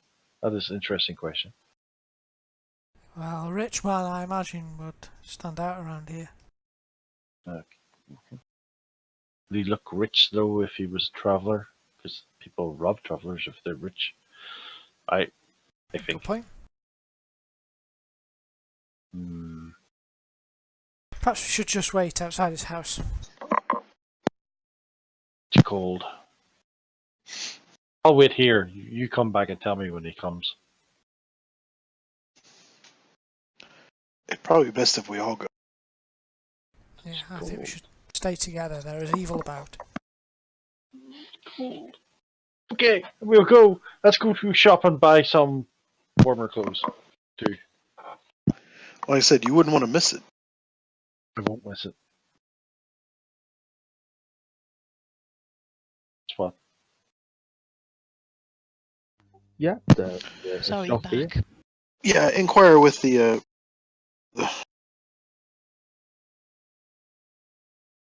Well, I guess we would probably have appropriate clothing. We're traveling around in this time of the year, wouldn't we? Mhm. Oh, Hang on. I need more clothes. I thought it was colder than normal, so I was thinking. Yeah, well, you're really going to find it cold, Dakin, anyway, because you're from much warmer climes. So I mean, obviously, this isn't as cold as Britain can get because it's as warm as Britain gets, really. But yeah, it's it's still pretty cold in early January. So, but you don't need good winter gear. But I mean, winter gear will cost you £4 cloak and boot. Oh no! So whereas a set of normal clothing would cost you about £1. Oh no! Buy 2 sets of normal clothes. Oh Put no! one over the top of the other. Yeah. I will stay with what I'm wearing. I can't afford to love clothes. Yeah, it's you'll have basically pretty much spent what most of the money that you had or getting to here from the dreams. Let's go to this house and maybe we can make a fire outside house and keep us warm.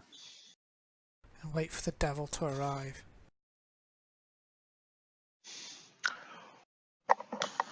Not that I've condemned this man already or anything. I was going to say, how do you know he's the devil?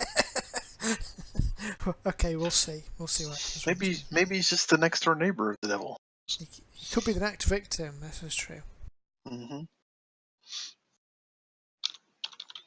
Okay, you'll head to Dawlish's house. I'll have notice rolls, please. When your notice rolls.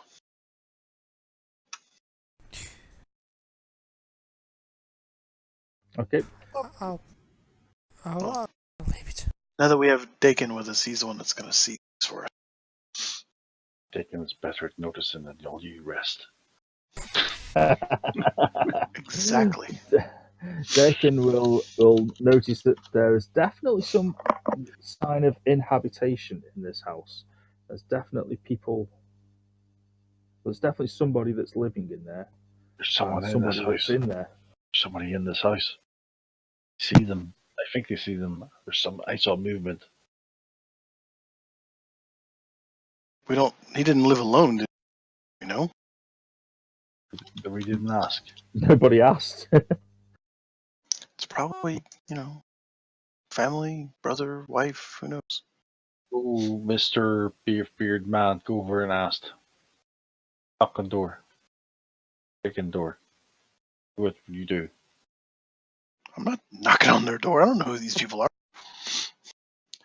I don't have. I'm not the face man. I don't have persuasion. Maybe we could ask Milady to do it. Perhaps a lady will soften any sort of anger they might have at being interrupted. It's a new day. Maybe the rules will work this time.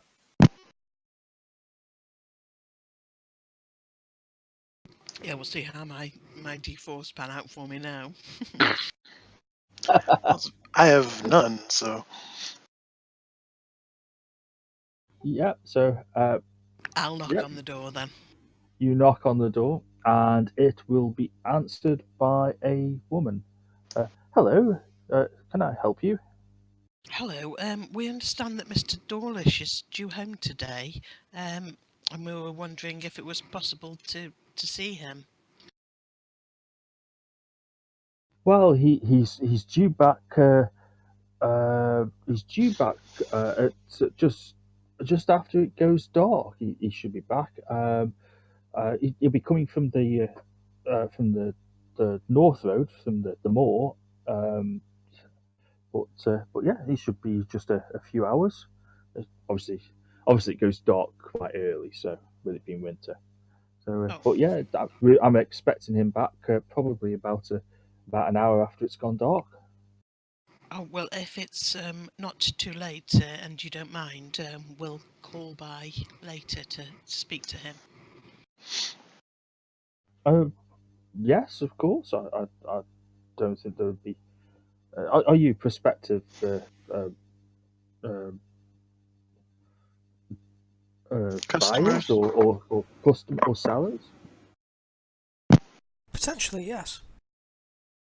Oh, he's always open to new business ventures. Yeah, I shall let him know that you were calling. Um, and you're going to come here after. Should I tell him where you're staying, or are you coming to visit him here? If it's all right with you, we'll come and visit him here. I would have thought it would be fine.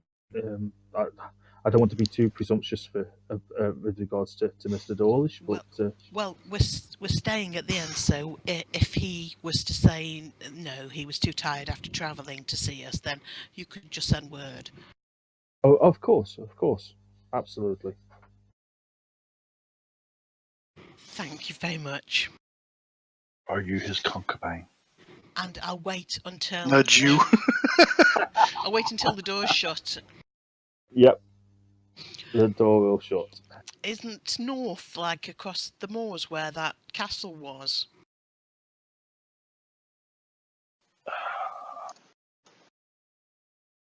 Isn't he like going to come straight past the dangerous castle evil place, or have only just gone to there and not gone wherever he said he was going? If he is the bad guy. If he's the good guy, he's in terrible danger, and if he's the bad guy, then he's probably just coming from there. Since we have maybe a whole day to fuss about it, may not be a bad idea to go check it out and see if there's something there to be concerned about. You've He's only not really calm. got a few. I mean, it is morning, but you've only got a few hours of daylight because, like, obviously, you're in the midst of winter. Uh, Did we also, not come by the Murray Road, by the way? yes, you did. You came via the Moor Road as well. Yeah, nothing jumped out and We got up. must have six hours of daylight, really, though, mustn't we? I mean, would that be enough to go where we think they were describing it as being? probably not, because they did say it was up on the north coast. Oh, At Torquay, you're down on the south coast, so it would be a stretch. You wouldn't get there and back Yeah, in 6 hours. it's That's for much certain. further away than I thought. I kind of thought it was near this village. No, no. They was he was saying that the whole of Devon and that was overrun. So Well, I guess we should wait till nightfall. Yes, I'm sure we'll find something else to do. Should we not look around and see shops and see what they've got?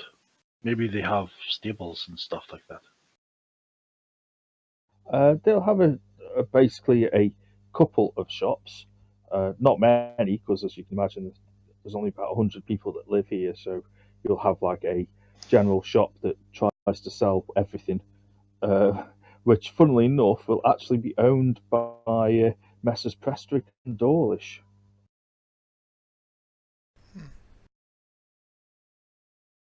But it's closed. Just by Mr. Dawlish now. Peer through the window, see what they sold. Literally, well, I was going to say literally everything, but not actually literally everything. All kinds of stuff. Actually, Any this is the time for them to sell everything and anything, because you can say, oh yes, he's got a +5 magic sword in there for 20,000 gold. Yes, they say he's got +5 magic swords and all kinds of stuff. No, they will have lots of farming implements, lots of stuff for use on fishing boats, as well as boat bits and things like that. Everything that you would probably need for living out in the countryside.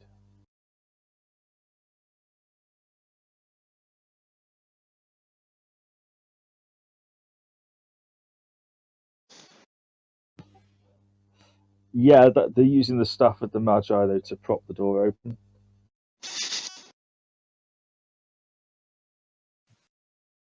But yeah, as far as you can see, nothing that particularly looks out of place.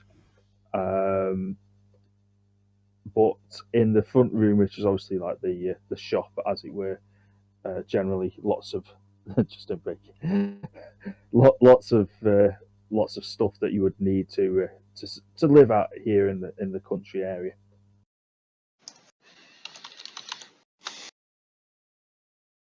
Traditional corner shop, trading post type thing. Effectively, yeah. The only other shop will be a shop that sells like fresh produce and that, which again will actually be closed. And the sign above that will say Due to recent bereavement. no. Well, there won't be a sign that will say due to recent bereavement, but there'll be a sign that will say Ivan's fresh produce.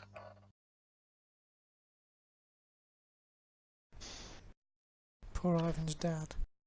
I don't see anything on these big blocks of wood everyone's looking at. Anyway. I wonder whether there was a connection with the first guy who died. Who died first? That rich guy in the big house, didn't he?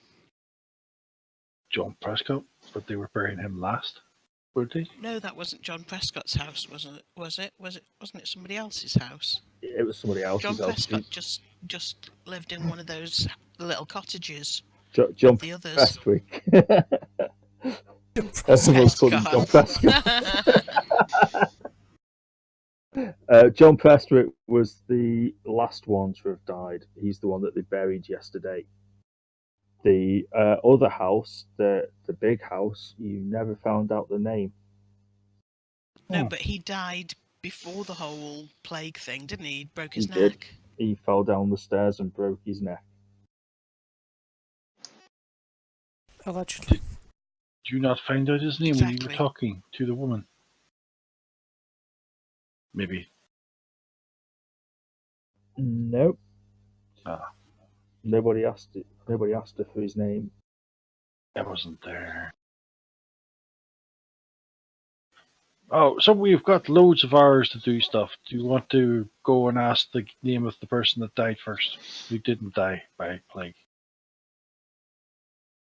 Well, we could probably get that guy in the pub talking about it without necessarily having to go round there and arouse suspicions. We're just talking to the town gossip, aren't we then?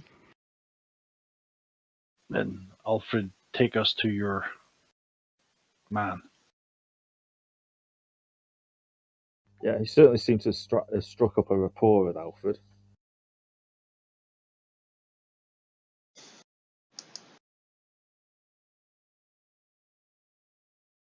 Alfred fell asleep. I guess it's possible that he's the bad guy and he's just lulling us by coming and telling us what's going on and what his plans are. Could be.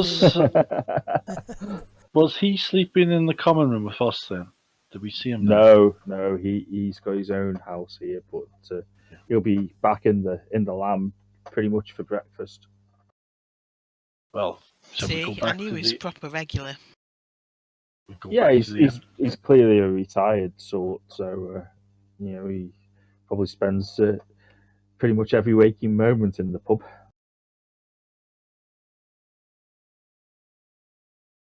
Oh, let's go back to the inn then. We've nowhere else to go. All the shops are closed.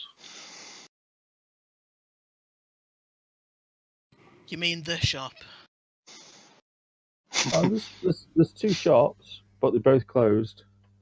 There's Prestwick and Dawlish's, which sells any hardware stuff, and there's Ivans's fresh produce, which obviously sells food and things like that. You Does imagine that probably shop sell a look lot of fish. big and important enough to belong to somebody who lives in a big posh house?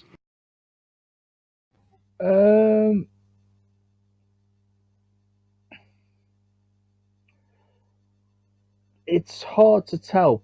I mean, by a big posh house, I'm not thinking of like a manor or anything like that. I mean, there is even a bigger, posher house. I know there's a Um, local yeah, lordling. there's the squire's place, and obviously there's also the church, which is probably in a better condition as well.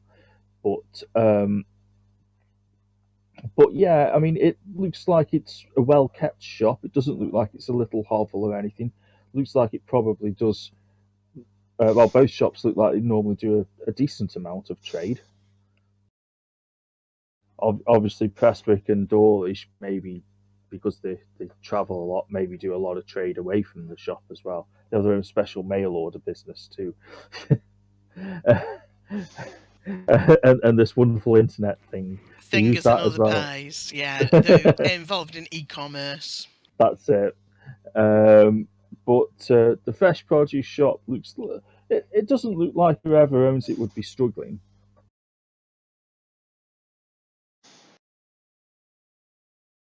But not necessarily would be rich.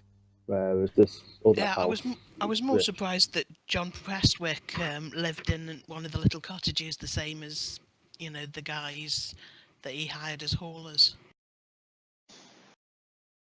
Yep. Perhaps it was his second home or something. He might have another house somewhere. He's got a summer house somewhere. Big, yeah. I mean, perhaps this is just, yeah, My other car is also a Porsche. yeah.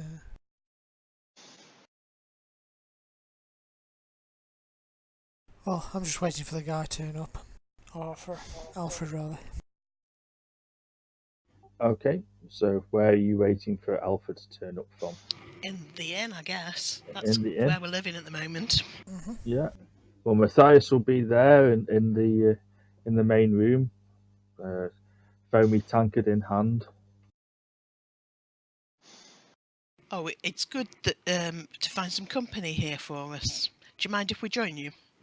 Oh, I would be honoured. Please, come have a seat.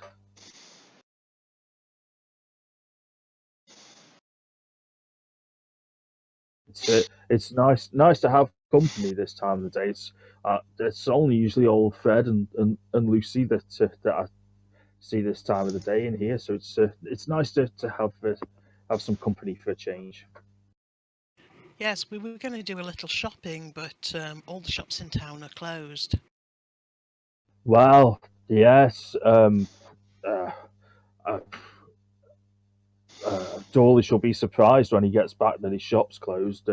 Obviously, with Prestwick dying and the other guys that work for them have all dropped dead of this plague. That nobody around to run the shop. And as for Ivan's, well, his wife used to him and his wife used to look after their shop, but with him dying and the queer thing is, he was quite rich.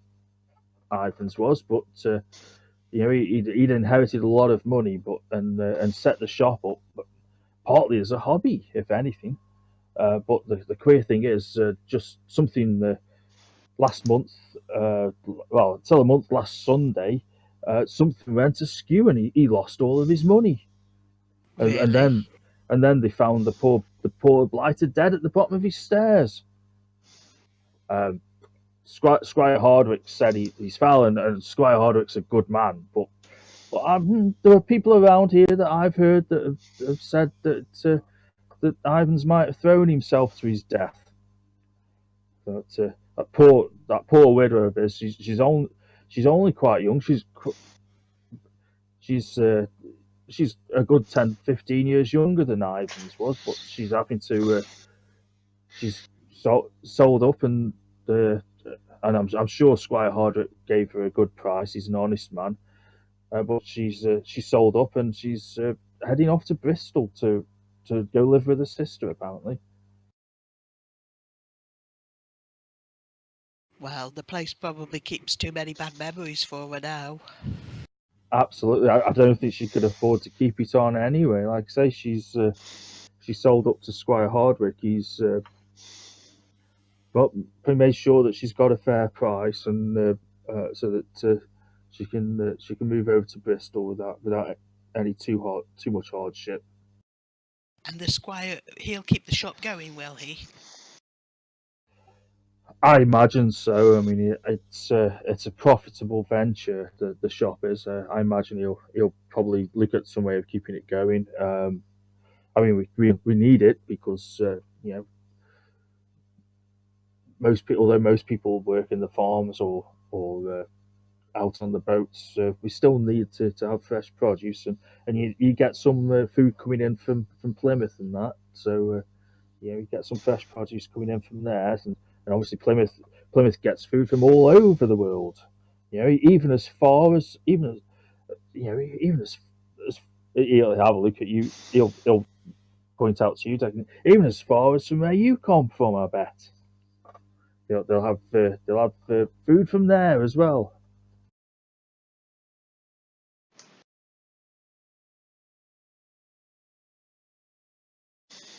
Everywhere a ship can sail to. The wonders of the modern world. Absolutely.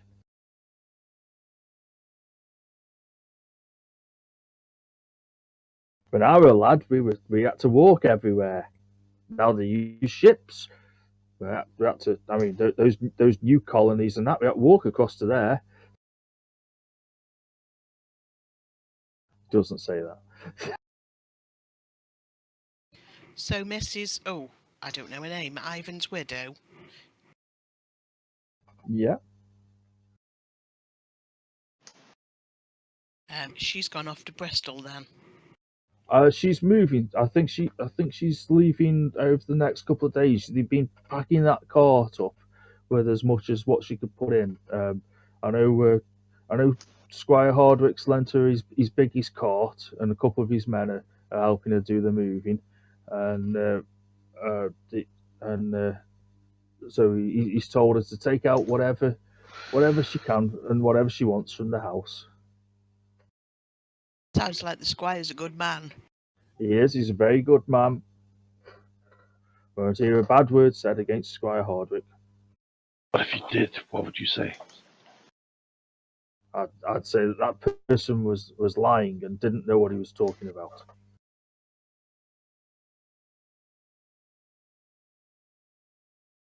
So does Squire Hardwick own a lot of the properties around here? Yeah, I would say about half of the houses in town Squire Hardwick owns. There's just that road near to the inn, uh, the road Prestwick and his men lived in, and obviously the big house next to them that Ivans and his widow lived in. Hardwick doesn't own them, and Dawlish's house he doesn't own that either. But pretty much the rest of the village, he doesn't own here, does he? Fred, Squire Hardwick doesn't own the land, does he? And uh, Fred will proudly sort of like, no, no, it's been in my family for many years. The lamb has handed down from father to son, from father to son, and it'll be handed down from father to daughter when I'm gone. And you see, when she has children of her own, it'll be handed down to them. No, no, Squire Hardwick doesn't own this pub. Is your Oh, squire married? no, he's a lifelong bachelor apparently. Whether he decides to take a wife, I presume probably one of these women from from the big cities, from over at Plymouth or somewhere like that. I imagine he's probably got some sweetheart somewhere. Yes, he'll want to continue his line as his father did before him, won't he? Absolutely.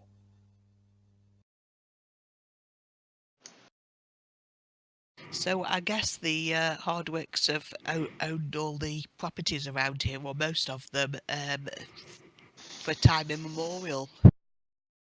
Yes. I, Squire Hardwick owns my house, and he owned my old man. He owned his house, and all the other people around here.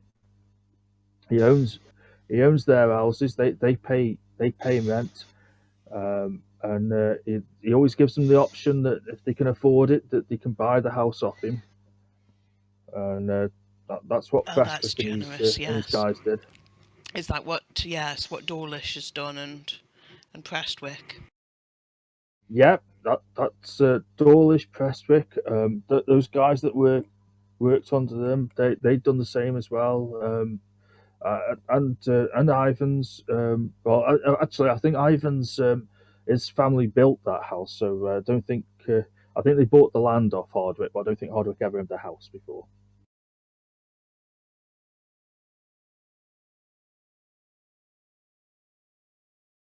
Is Ivan's the surname? It is, yep. Roger Ivans, that was his name. Right. Sorry, I thought it was the first name, just because it's a bit like Ivan. No, Mr. Roger Ivans, Ivens.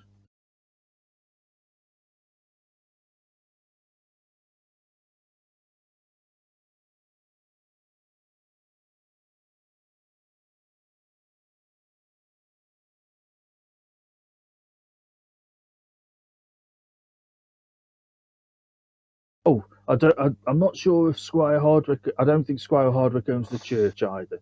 Pretty sure the church isn't. Uh, I'd be surprised if Squire Hardwick owns that. That would be owned by the church. Yeah, yeah. They normally are, aren't they? Except for private chapels and things like that they have. Well, that's it. I know that Squire Hardwick doesn't have a private chapel. He says he's happy to worship with the rest of his village. You know that in the eyes of God, um, that rich man and poor man alike are both important to God. Both equal in the eyes of the Lord, of course. Well, yes, yes.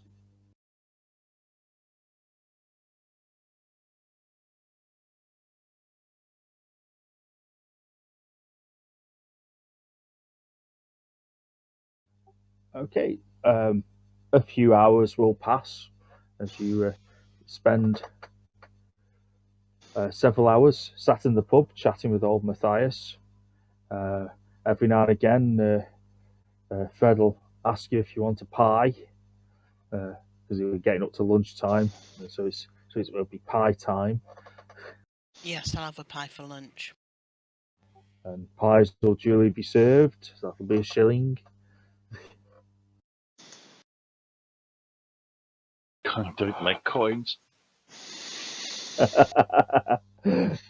Dakin spent all of his money on pie. I'm not far off. And it'll start to darken the sky realm. Is this what time is it? Is it naturally going dark, or is it a supernatural darkening? Yeah, it's natural darkening. It's not particularly ominous. So it'll be another hour before Dawlish is expected back. Yeah, it wasn't evil Dawlish with his ability to make the sky go dark because he fancied coming home early.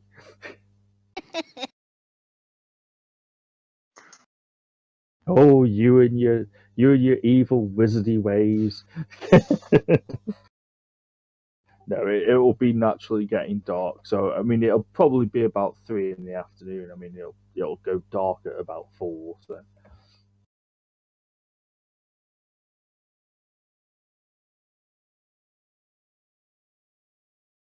Shall we go out and wait for him to arrive? We haven't actually looked at around at night, have we? Nope. nope, everybody stayed in the pub and went to bed. I'll go outside and have a look up at the sky and see if I can recognize the stars. If there are stars. Hang on, I'll just make a quick roll, see what the weather's like. The higher, the clearer.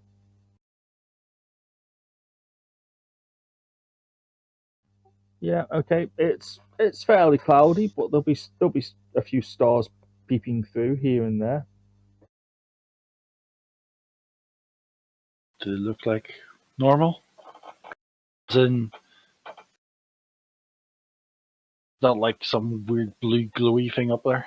Like, what do you call them things? Nope, they look quite normal. There isn't like a red eye up there winking at you or anything. They probably sit differently into the sky than they used to. I was just making sure there wasn't a twin-tailed comet just flying past. Nope, nothing untoward. I'll say, oh, I think I'll go out and get a little air and then make eyebrows at the other two lots. Because, of course, this guy's still in the pub, isn't he? He's like, Yep. at the table. I'll have notice rolls from Jewson and Alfred, please.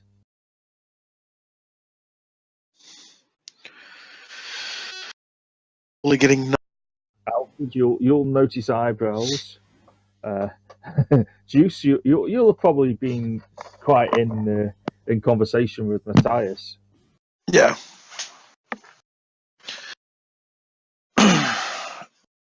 Since I don't think anybody plays any sort of gambling thing here, ask about the boats and the dock, and does anything come in by ship, and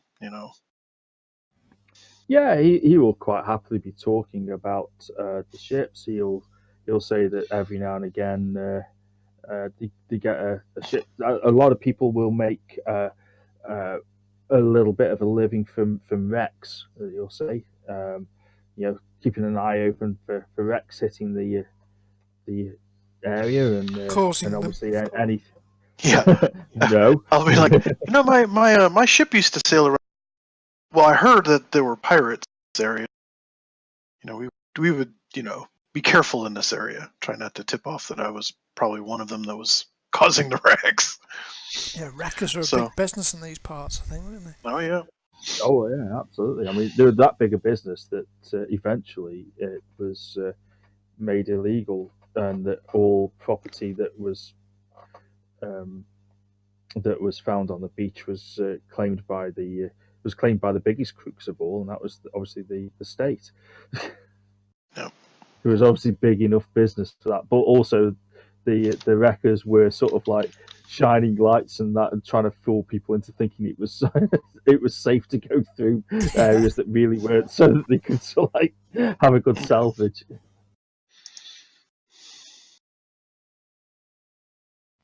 But yeah, it's always big business when and he'll say that quite often bits of driftwood and that will come up onto the beach, and sometimes you'll get something where some ships drop some cargo somewhere and it's floated to shore.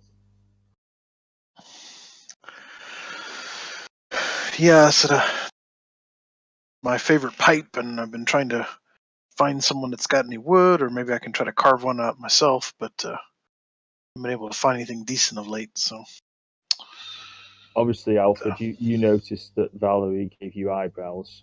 Juice is in the midst of conversation with Matthias, and Valerie got up to go out to get some air. What's up with her eyebrows? I was doing weird wiggling of them at you where he couldn't see me. Oh, I was your eyebrows are fine. yeah, I'm not. Now I'm just curious because I wasn't paying attention. I'm like, what? Why is she making funny eyebrows at me? Yeah, I didn't literally mean that she gave you eyebrows or something. She's the devil. Eyebrow stealer. It's like Rick and his shoe stealer. Do you follow her out? Okay.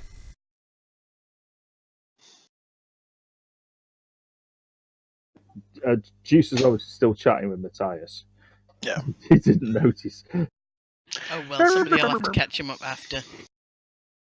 So when we're all three outside, I'll say, so does it sound to anyone else like Squire Hardwick has got a bit of a racket going on where he sells people houses and then sort of repossesses them? It does seem that he has inserted himself prominently into the affairs of this village. It does say. I agree we should perhaps investigate him a bit closer. I didn't even think of that, but that sounds right. Where's your other Very friend? cunning.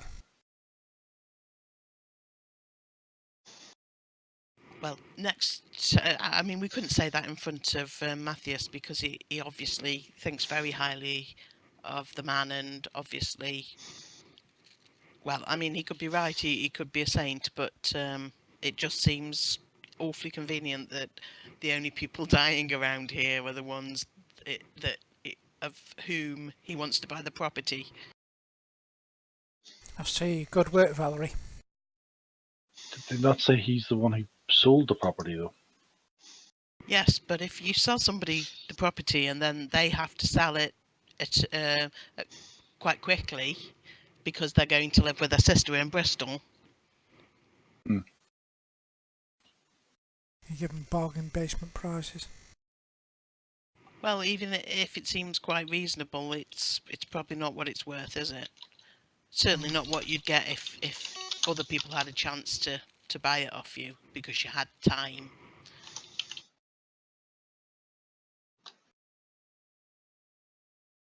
Okay, you'll be stood outside talking. Juice, you're sat inside with Matthias bending your ear. I'll have notice rolls from you all. Juice, you need a raise.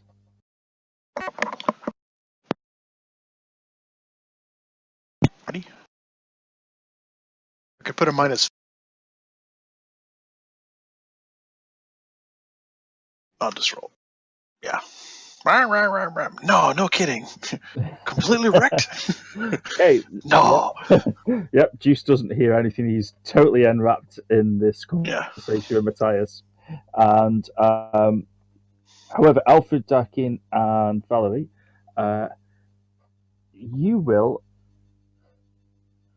hear a scream coming from the edge of that comes from the edge of town, over I'll towards where the graveyard is. start running towards the scream. start running faster towards the screen because I'm a faster runner. Boris to heal. You No, probably are. I'll follow with Boris on my heel. Okay. I thought you said Boris to heal and you'll stand there and watch. No, he's coming with me. Stay here, won't you say? Yeah, I'm not sending him off out there.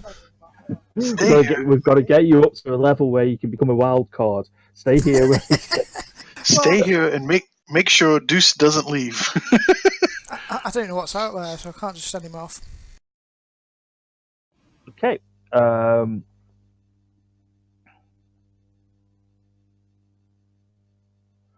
Okay, just bear with me one moment.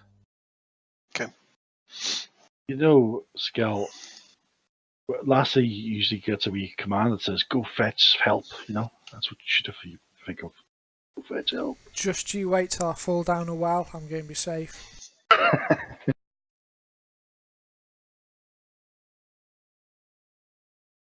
Yeah, you don't want to get into the habit of sending the dog off straight, first thing. Otherwise, every other mission we do will be saving the dog. Yeah, and plus the dog doesn't know what to do when it gets there, does it? Oh, he's just like, what am I supposed to do now? Am I Yeah, supposed to attack them? Am I supposed to lick them? Yeah, Has he got treats for me?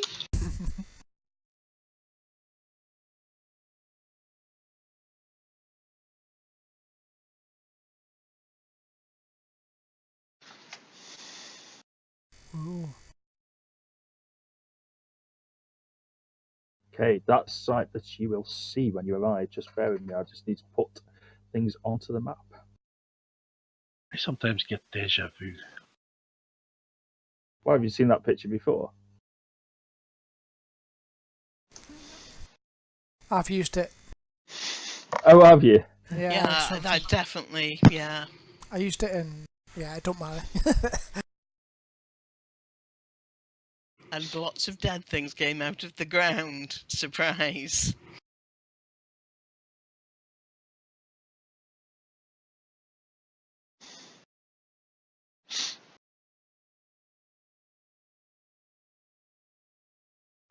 Don't worry about that circle. I just need it so I can see something. That's Worried? okay. Do we look worried? Yeah, we're going worried. to pretend we're not worried then, okay. Nothing to see. Look at the here. circle. Draken never gets worried.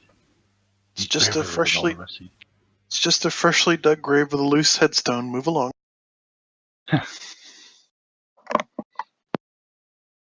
Trying to work out what the red mist is. Oh, you'll find out.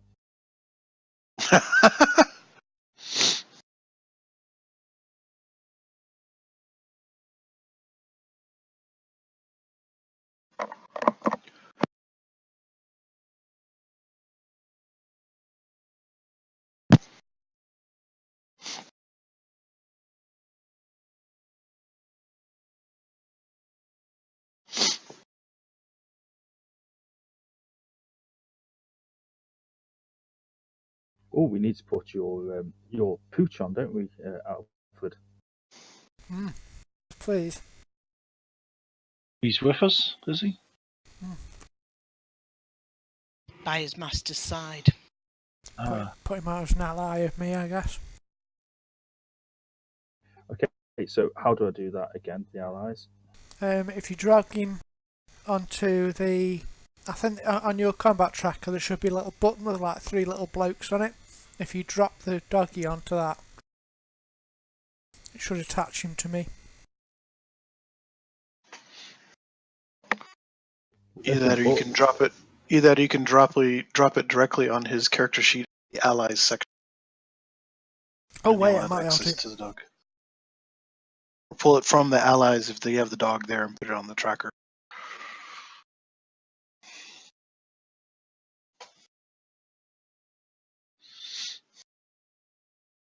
Oh, you gave me a cool little token, that's brilliant. Absolutely, I thought he should have a dog rather than just a D. Yeah, oh, that's much better.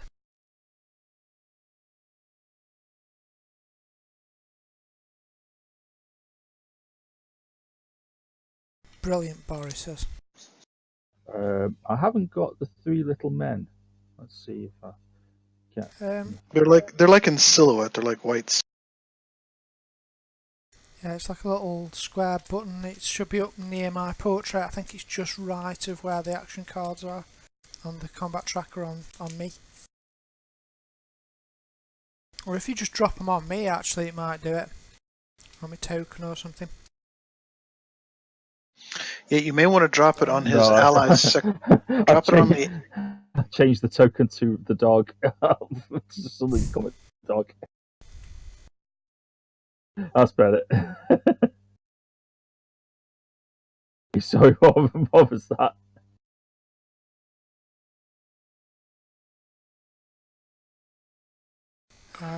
Okay, I think just right of the action card, somewhere along there, there's some various buttons. If you just drop the dog onto him, should do it.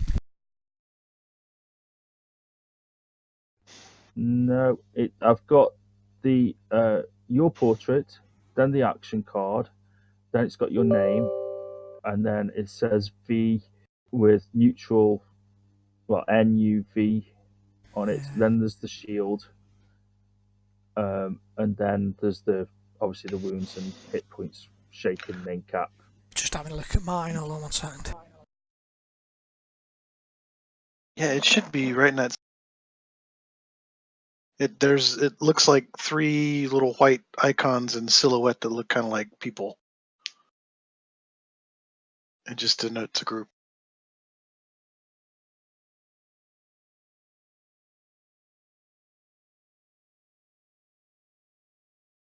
It's the shield. Okay, so got it. There you go. Boris is on there now.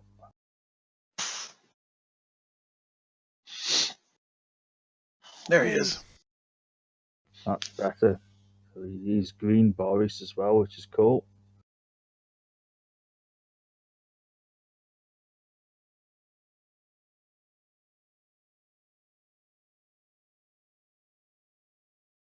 Uh-oh. Yep, you were wondering what red mist is. Here we go. Uh-oh.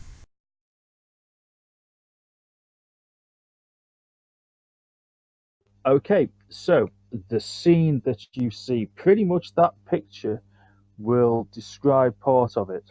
What you can see is a lot of red mist heading towards a man who seems to be sat in an absolute terror.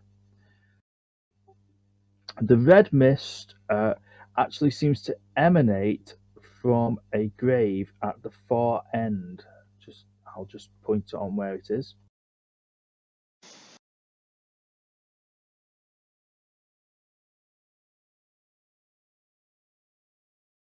Oh, suddenly I was the wrong way around.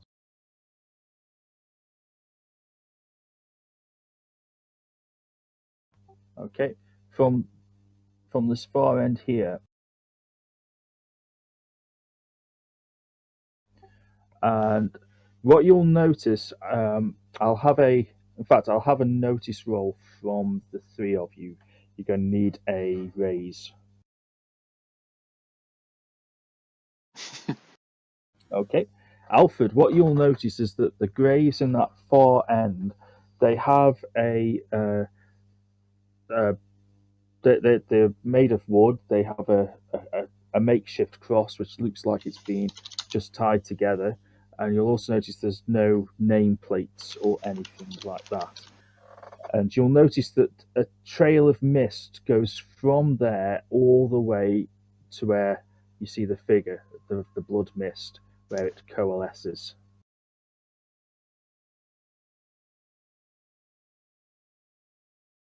Okay.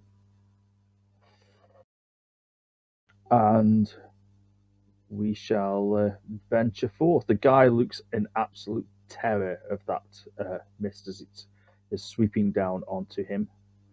And what we'll do with you, Juice, is round you're going to have a notice roll to see if you hear what's going on. It will. They're like, They're like, your friends are leaving. What?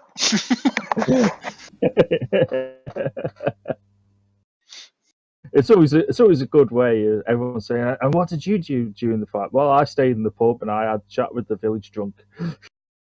That's Wait, right. Waiting for it all to blow over. Yeah. I figured they could handle it. So Okay. Basically, the citizen won't actually do anything because he is just panicking. That's his action. He will actively panic. And just bear with me.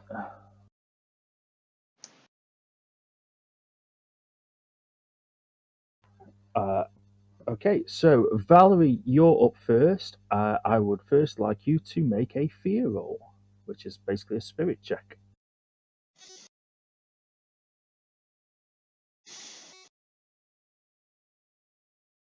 Yep, you're fine. You can act. So I haven't really seen what's going on. Can I see that he's being attacked? Yes, the red mist seems to be coalescing around, almost around him. It hasn't quite reached him yet. It's just behind him, and he's basically sat in fright, absolutely shocked, stricken with fear. Effectively, he failed his fear roll.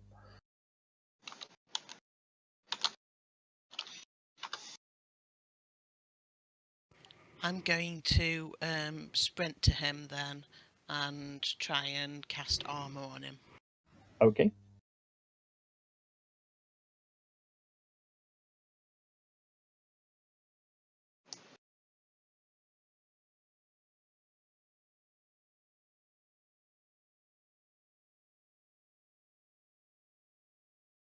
Yep, that'll get you to him.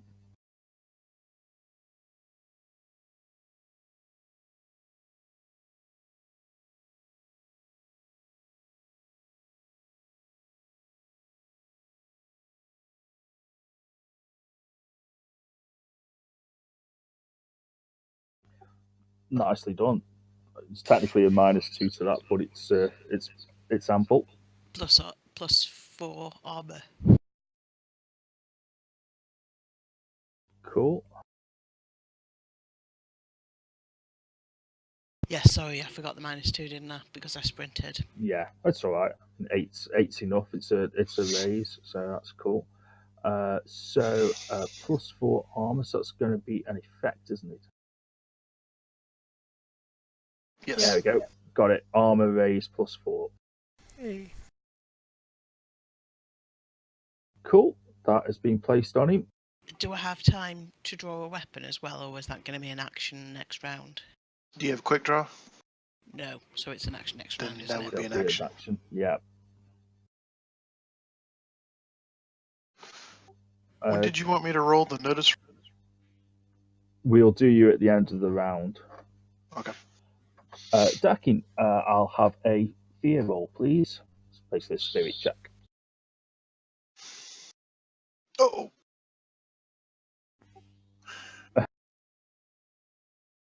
Okay, suddenly a Benny just pops out. Does that make a reroll, is it, or is it a pass? No, it means you can re-roll. It's I the think I know curse how I'm of gonna. this place. Ever since we came here, we've been cursed. I'm going to use one more Benny, and if I don't do it, I'm fearing. Oh I my was gonna god. say, You're you run fine, back to the can tavern. You run back to the tavern. Right, okay. I probably since I've got two-handed spear, I'll equip it. And let's see, I'll just move. What happens if you equip a weapon and then you run? Can you do that? Yeah, just the runs Yeah. another. Are you gonna attack this round? No, just running. Then, yeah, it won't really matter. Okay. You equip the spear and then you run.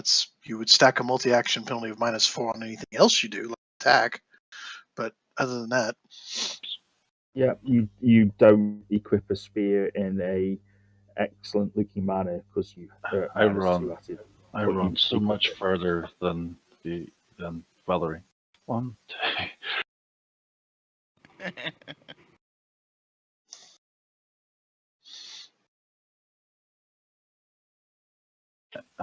That'll bring me to here. So the mist's in the way. Get into the thing. Okay. No, So- where's my clicky button? There it is. Uh-oh. That was good luck. That was brilliant of me to go into the range, isn't it? Yep, straight into its range. Well, that's cool. Okay, so you will go into its range.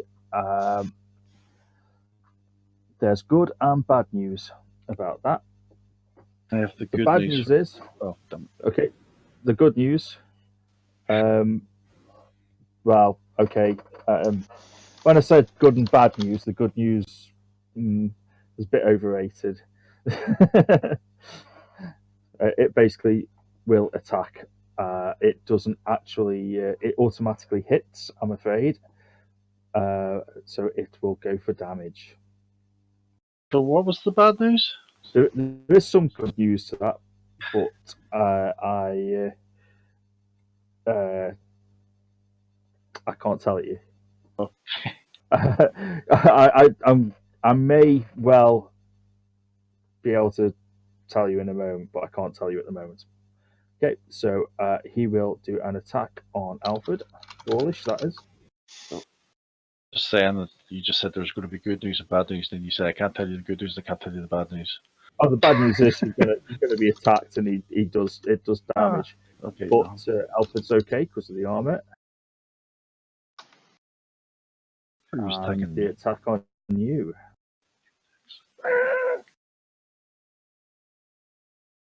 Yeah, you're okay. Okay, I'll have a notice roll from you, Dakin.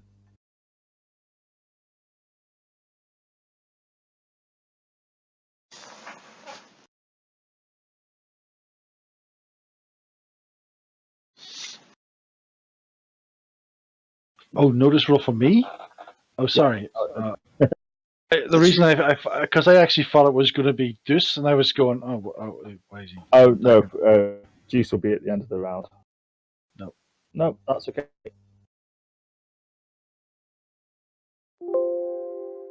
Alfred, I'll have a fear roll from you, please. Well, spirit check. Is it at -2 or did I? I don't know why you've got a -2 there. I was getting carried away. Okay, you've not got a hindrance that called.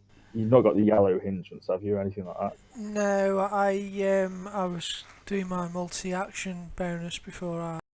Oh, right. Yeah. Well, sorry. The spirit checks are free action, so it doesn't affect him. So that's a 4. So that's a pass. So you can act. Now I'll apply the multi-action penalty because I will. How big's this wall here? It's not that high. It's probably about 4 feet high. That's all. Okay, so I can kind of see over it, can I? I'm not 4 feet tall. Okay, I'm going to step forward to there, pull out my bow, and I'm going to fire an arrow into the midst of the red mist.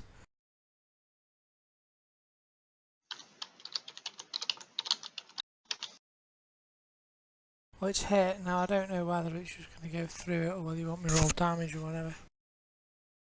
It goes straight through it. Right. Okay, and then Boris Hill. I'll stay that. Okay, Juice, I'll have a notice roll from you, please. Alrighty. Alright, I'm going to hang on.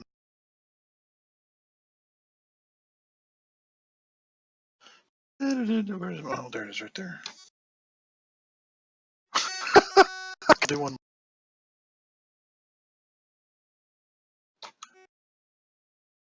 Wait, hold on, wait. Okay. Yep. What's out of here outside? That's it. This round you'll hear, hang on, there's some kind of disturbance going. going on, and then you'll realise that the others have all gone outside. Okay. Hold. Hand in my tinker. Hold on. Hang on to this for me. Go outside and see if I can figure out what's going on. I'll look after it as if it was my own, he says. All right. And with that, you will head on out. I'm going to put you at the very end of next round arriving. So Okay. I will do the combat tracker as normal, and then I'll stick you on at the bottom. Got it. Ooh, nicely done, Joker there from Valerie. Oh, that's just what I needed. Bennies, bennies, bennies. Yeah.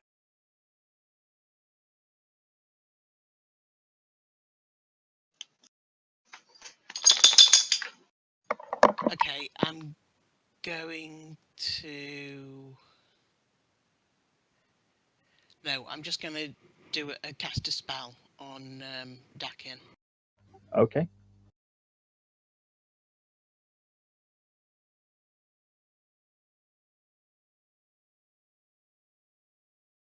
Nicely done.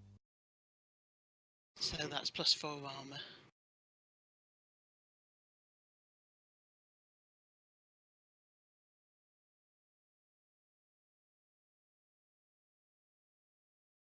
Cool. And that's me done. Okay, and the mist will attack.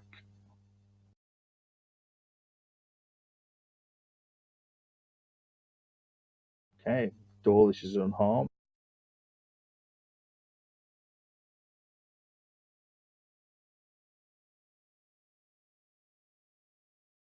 Oh, I don't think the arm will stack multiple times if you try and put it on him again. No, I've No. done both of them. Ah, sorry, yeah, I wasn't paying attention. Cool. You put it on Dawlish first and put it on Yeah. Dak in this round. Because it did seem to help Dawlish. Absolutely, that's ace. Yeah.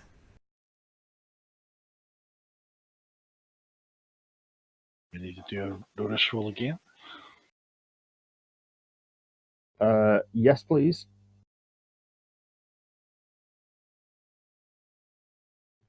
I saw exactly what I saw last time. Yep, no problem. Alfred. I'm going to try and scale over to this wall. Stay, Boris, stay. Okay. Can I do that? Do I need to roll? Depends what if you're doing anything else. Well, I'm essentially just trying to get up this direction behind it so you can see what's going on up here. Past Okay. it. Yeah. No problem. I'm going to let you have its free action. You don't need to climb or anything. It just takes off a bit of your movement because it's only 4 feet high, so you pretty much vault over it. So it'll be like a couple of me move, 2 moves to get there maybe. Yeah.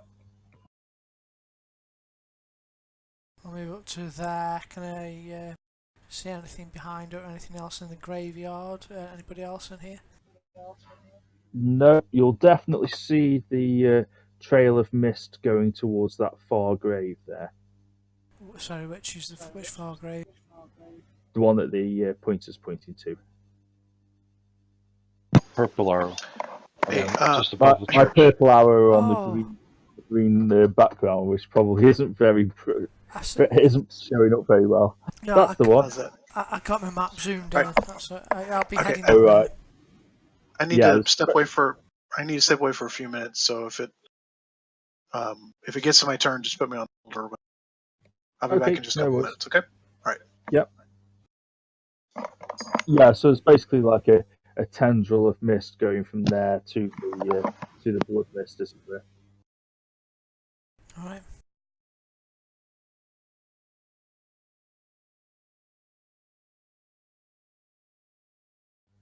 Okay, Dakin. I go and show my superior spearsmanship, and I twirl my little spear, and it's thrusted into this red mist Okay. because I didn't notice anything. Right. There we go. Something to notice.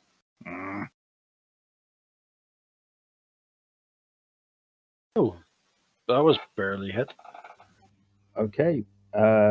What you will find though is that that won't actually hit anything. It'll all be mist around you. There's nothing here. Over here, it leads back to this grave. This way. Oh, he gets to attempt a spirit roll. Yeah, which he fails. So he's still there cowering.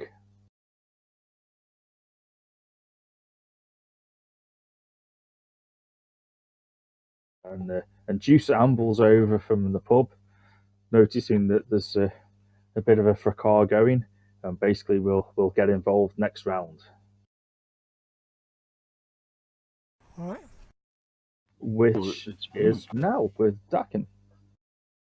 okay. I'm going to try an experiment. I'm going to walk through this. Just wait a second. I want to try something.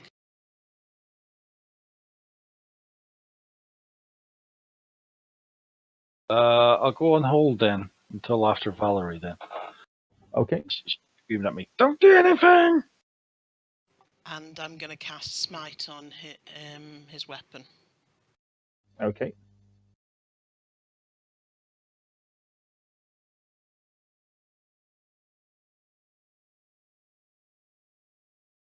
That's cool. That's yep, smite. What does smite do? Sorry. I think there's an effect for smite. Oh, is that cool? Let's have a look. It's cast on a weapon, and while the spell is in effect, this weapon's damage is increased by +2. +4 the raise, that says.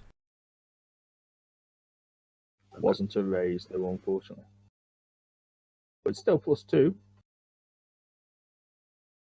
Valerie's ace. Oh, additional targets. The character may affect up to 5 targets by spending a like amount of additional power points. Does that mean I can do everyone at once? Yeah. What's the range of the spell, is it? Yeah, obviously it's affected by range. Yeah, range smarts, so...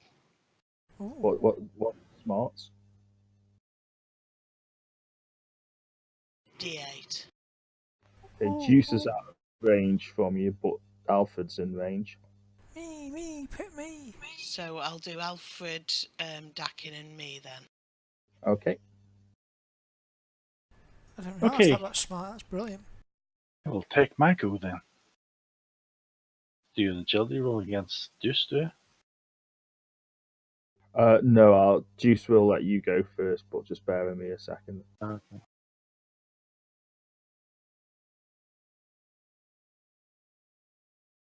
Cool. I'm just putting lots of smites on. I shall let you into it. Okay. Requested. Oh, I requested it twice, it seems. That's weird.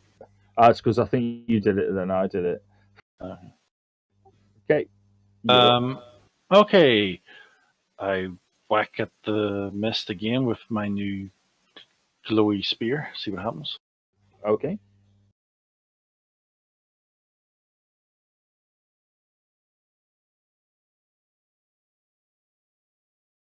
Very not impressed with my spear. Oh, okay. Did I get the damage at this time? Unfortunately, you do not. Okay. Then I go with my other plan and I move through the mist to the other side. See what happens. Okay. I've got 6 movement. 1, 2, 3, 4, 5, 6. Okay, you move through the mist. As you move through the mist,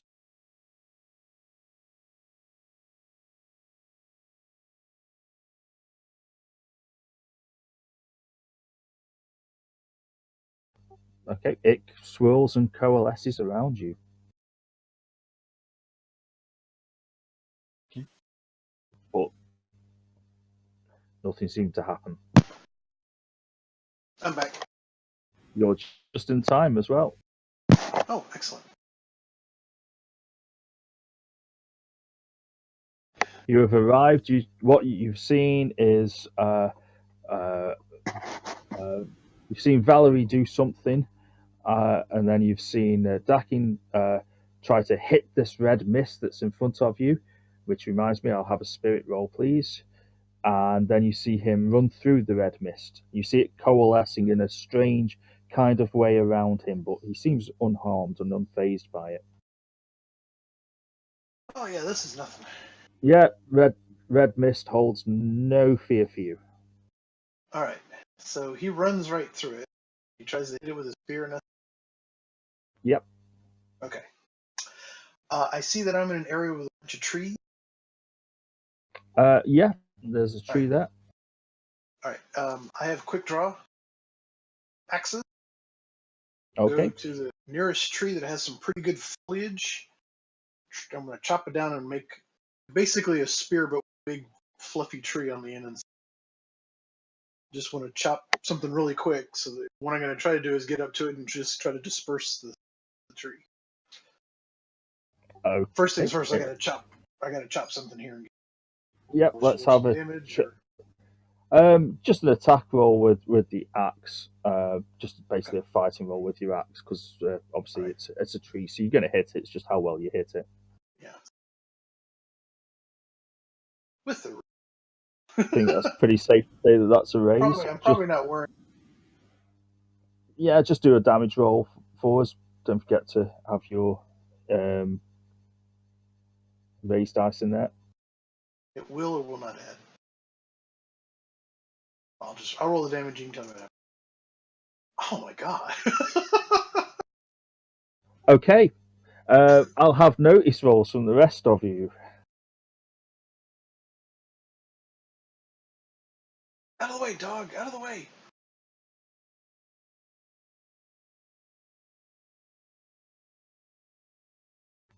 Okay, Another critical fail. Valerie's too busy, but the rest of you, because obviously Dakin's run through and turned around, he'll have a good vantage of this. Alfred will hear it before he sees it, as Juice basically starts hacking at the tree, and he will make very good progress, and basically it's going to go down pretty soon. It's not a huge, massive tree, but it's it's a decent sized one. But yeah, he's hacking at that tree with an axe. Reckon that Juice, you reckon one more attack and it's going to go for certain. Okay. You'll have chopped through it. You'll chop through more than you thought you were going to at that turn. Okay. Well, I'm sure my adrenaline is pumped up. That's it. Yeah.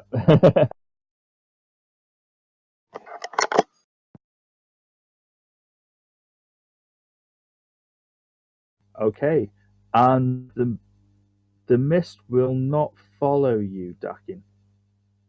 Oh, okay.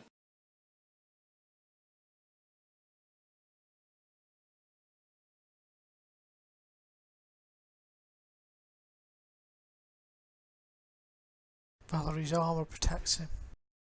Certainly does.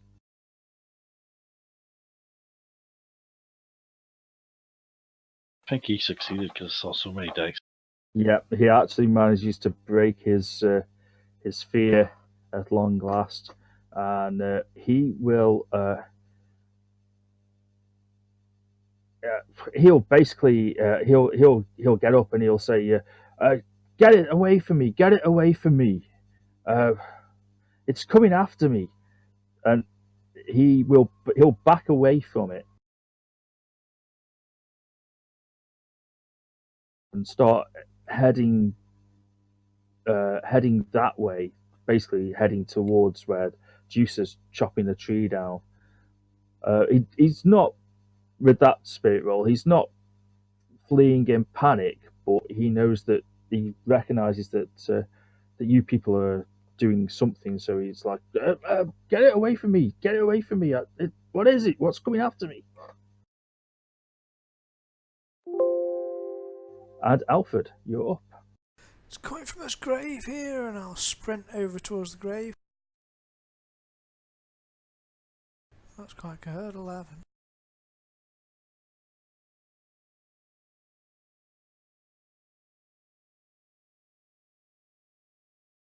You can get pretty much to there actually with that. Okay, you're almost there. You can see where it's coming out to the ground. The grave is fairly fresh. Um, I'll have a notice roll off you. Yeah, the grave is fairly fresh. You reckon it's probably weeks old. So not as fresh as those other ones that you saw, but still relatively new. Recent death. Okay.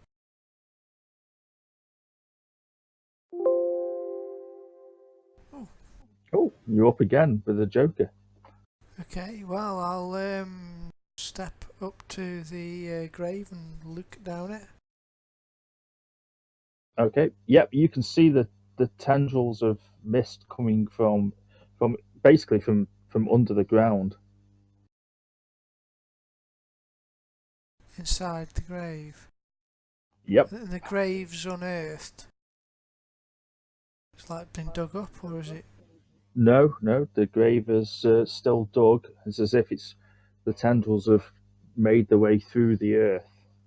Okay, I'll begin digging at the grave. Okay. Give me a strength roll.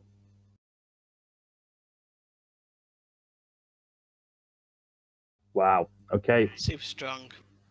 Joker rolls.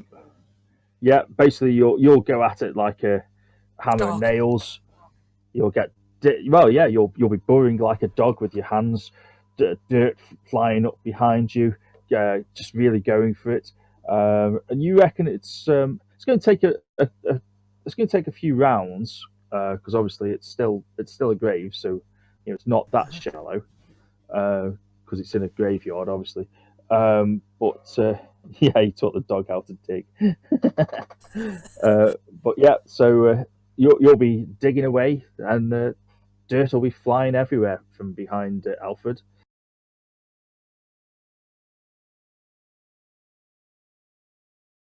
Okay, Valerie.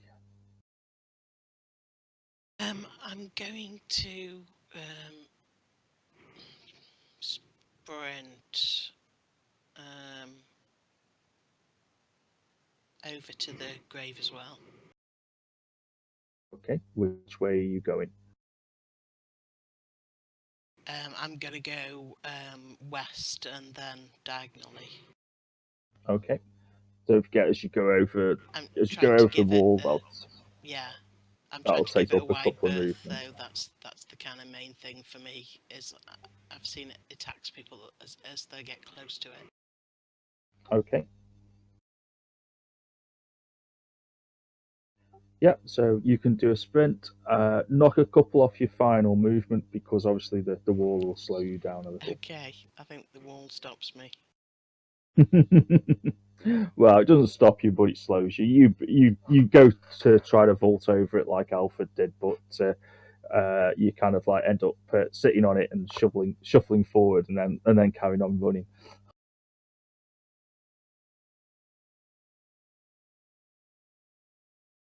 So what can I move? 6 or 5? 5. Right. Okay.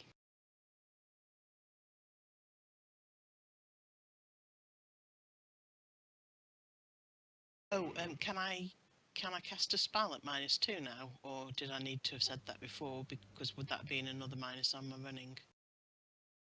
Once being a minus on the running, so I'll let you do it at cast at -2 because the -2 for the running was just basically the wall. So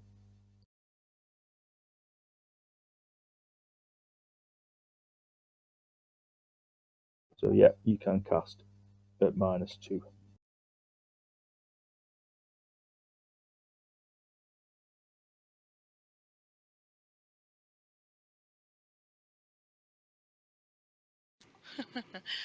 Can I belly that? Yeah, of course.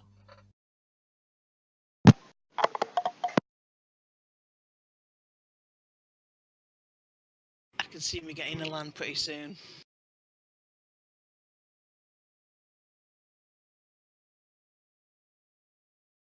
Yay, that's more like it. Cool.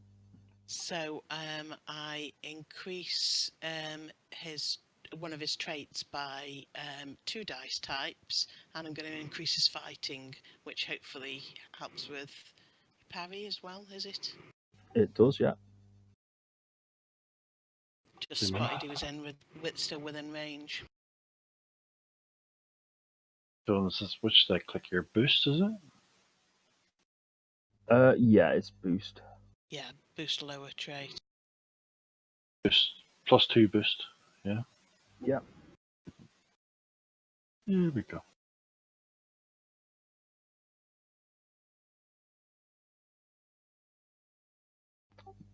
I bet that makes your wow. I just noticed what that's made your parry. I bet that makes your fighting pretty impressive. Yeah.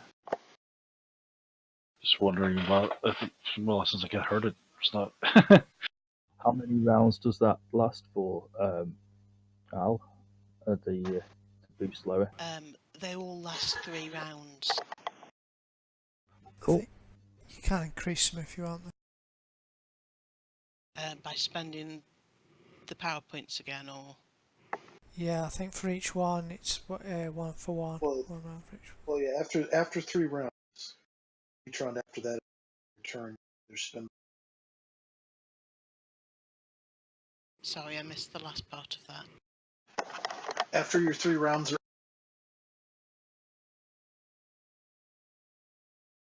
Yeah, just keep cutting out.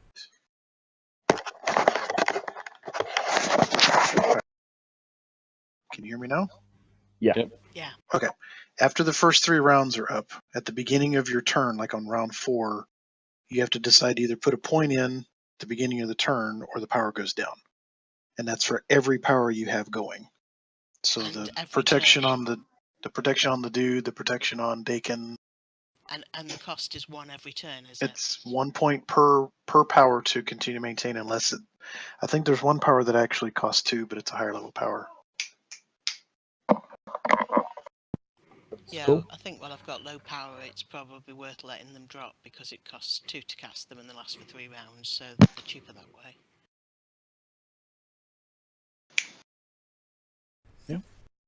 Yeah, that's cool. What I've done is I've just written boost fighting 3 on Dak in there, so I'll manually take that down each round that we have Valerie's turn. And is this the 3rd round? The Um, start of the 4th, well, the 4th time I've gone, I guess I'm asking. You can see the durations on the combat tracker. yeah, you can see that Alfred's got 1 round left on his I was armor. wondering about his armour. I was thinking, should I have kept track of that? Cool. Fantasy Grounds win for the win. Yeah, it does it for you. Okay, Dakin. Okay. Well, since I can't touch the ghosty thing, I'm going to run towards the grave as well. Okay. Is the grave where Alfred is standing, or just to the corner of him? Just to the corner of him. Then I need to run to get there. Okay, I'll do that He's now. frantically digging at the moment. And if I boom. And is there anything down there that I see? Is there like I'll thrust my spear into it if it is. Not yet. There isn't. He's still digging. You can see the mist rising up through the ground. Okay, I give it the with mist and see if it does anything. If it moves out of my way or it does No, anything. it kind of coils around your hand in an unnatural kind of manner. Yeah, it's me then. That attack me with that? Or is it the. Nope, it doesn't No, attack okay. you.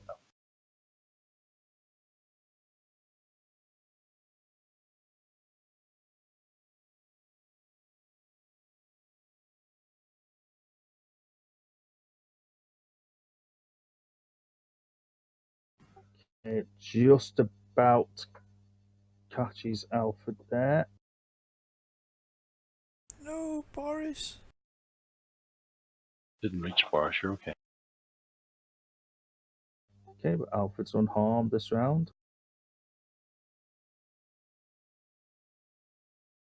Good thing you didn't tell Boris not to move. And Alfred will attempt to run, so it will actually have another attack on him.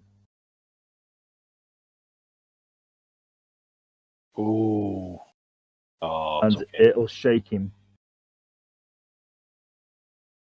So I'll give him half his movement, which will basically bring him one square up there next to Boris.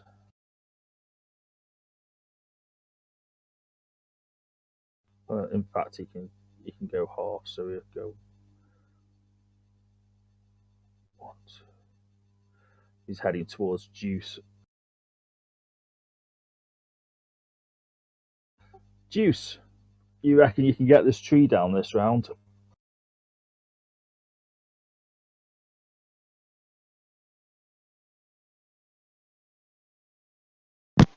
Do you want a fight roll? Yep.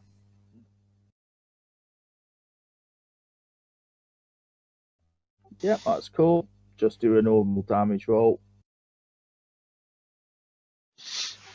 Timber. So I want to basically hold the trunk with my hands and use the big bushy end, and then I want to drag it over to here and kind of use it as a kind of like a big fly swatter. First, the red mist with the foliage of the broccoli end of the tree. Okay.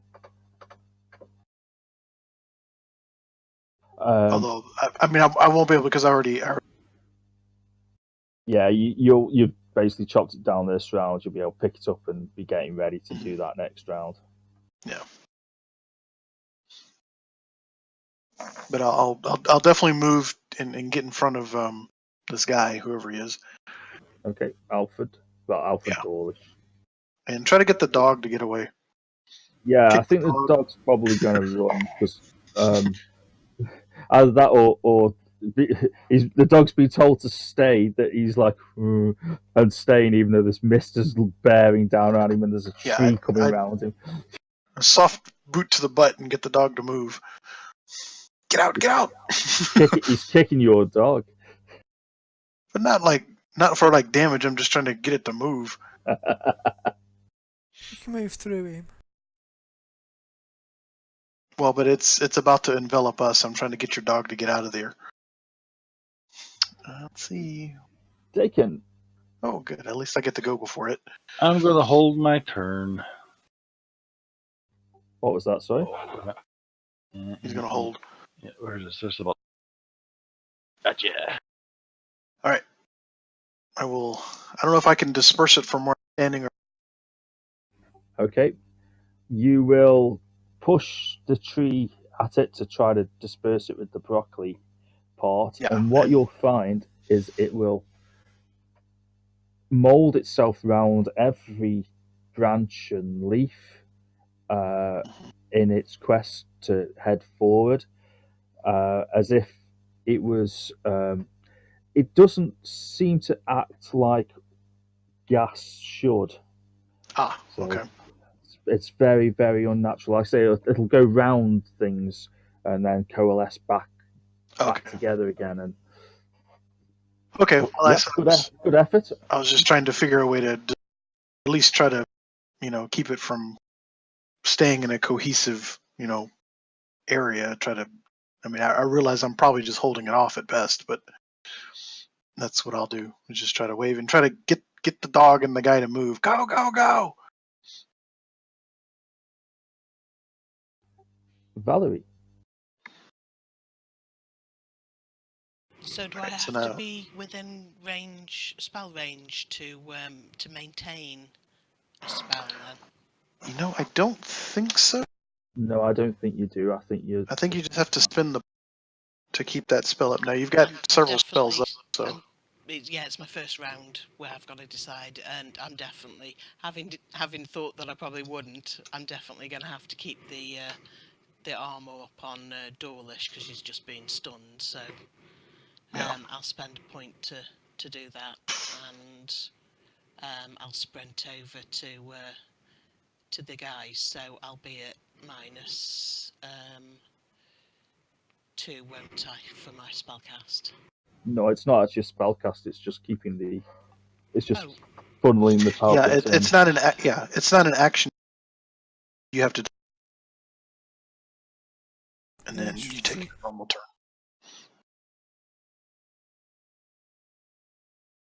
So I've upped his armor back by 1 round. Thanks. So you just as I say, it doesn't cost you any to run. Oh, Right. Did I at least get the dog to? Unfortunately, the dog's going to move on his owner's go. Ah, okay. don't worry, he's got lots of bennies. Because I Well, don't think your dog I is mean, anyway. you've got lots of bennies. Yeah, the doggy's got lots of bennies. Okay, is that everything for Valerie? Yeah.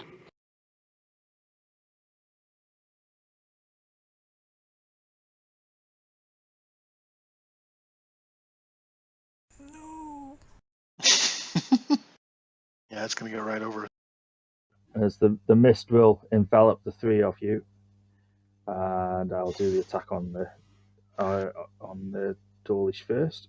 Now, yeah. Now, would my normal leather me, or do I need to click that off? No, This it protects. It protects. Okay. Did the dog ever make the fear roll?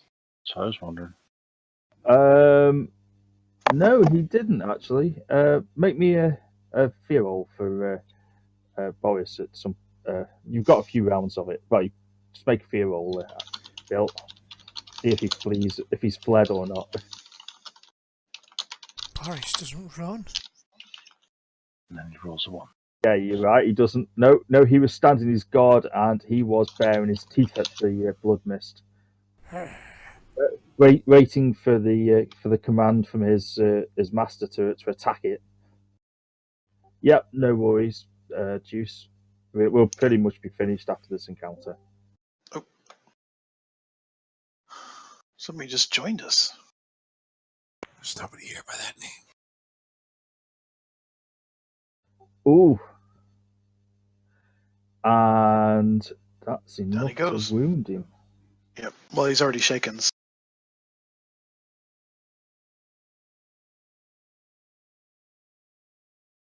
Good aim.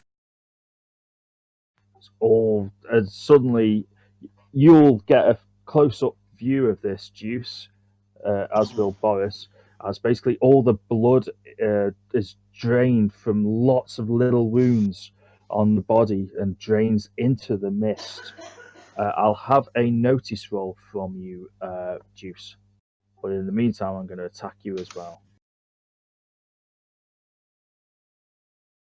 Yeah, as it drains the blood from Dawlish, you feel that the mist solidifies a little, and you are certain that this is the time that you could attack it. Ah, okay. But however, it's gonna try to do some damage to you first. Oh, I'm sure it will. Too. Ah, You Benny, want that to I do want to soak.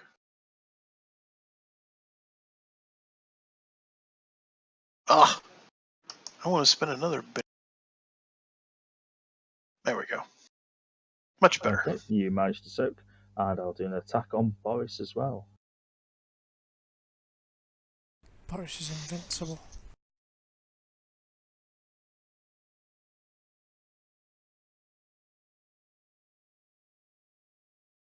Leave Boris alone, you meanie.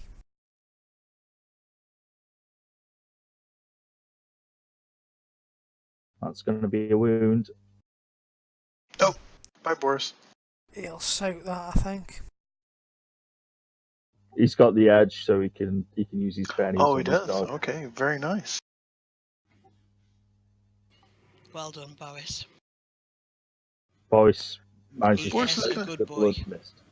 He's gonna save us all. Neilard Boris says.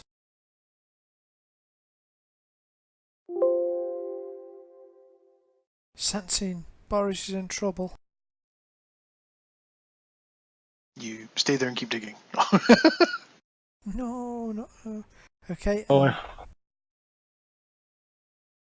Twang. Okay, yeah, you'll actually hit.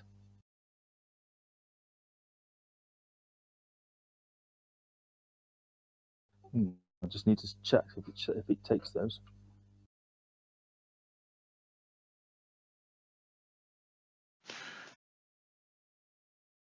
Yes, it does. Did you just twang with an axe then? Oh, sorry. Hang on then. Well, it's the same damage. Well, Yeah, the damage is identical. Damage is the same, isn't I it? can Yeah, that's fine. No, damage is the same. That's fine. but would he have? Would he have the smite? I think the I don't know smite what- was done with bow, technically, was it? Yeah, it was. Oh, okay. Then yeah. Cool. Shake it. Alright. Kill Boris, kill! Get him, Boris! Not me, not me! The mist, Boris, the mist! I'm sorry I kicked you. Boris decides easier target. It goes for you. No, the guy on the ground. Arrgh. He's already dead. Get him. Oh, hit anyway. And again, oh, he did it. Oh, can I have He my did, Benny back, yeah. please? Yep. how did he Sorry. hit? Wow. Oh, it doesn't have much of a I guess parry. not. It's just that normally it can't be hit. Oh, No. nearly Boris, never mind.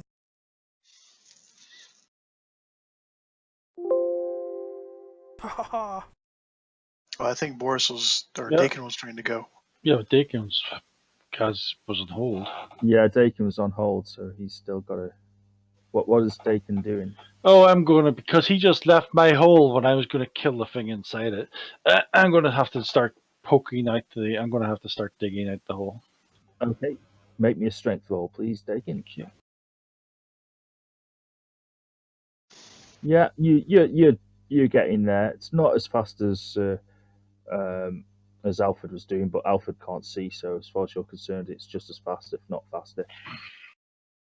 Brilliant dig hole digger. It's my turn over from last turn, and we're back to Alfred. Okay, Yeah. cool. Alfred. Get away from Boris, you fiend. That's it.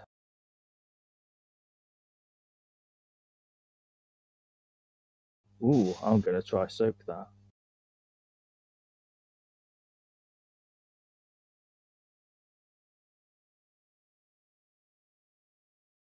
Another Benny. Oh, there's Benny. Them rolls aren't showing. Oh, three Another Benny. Bennies. Really wants to keep it alive. Yep, it'll soak that. That'll get rid of the shaking as well. Oh, yeah, but now, just when his defences is down, get him, Boris.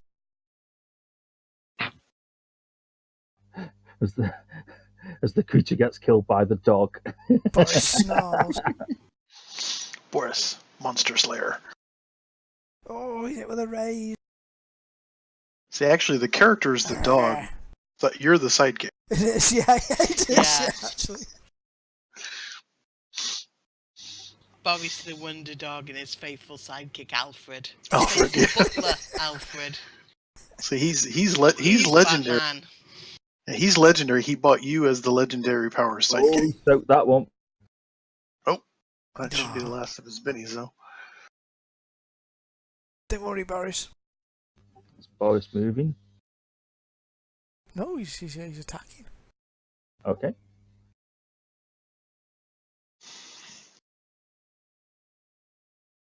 Did you miss your nest? Oh, he already went. So However, the mist does move, which means that Boris and Juicy will both get an attack on it. Ooh. Awesome. Right.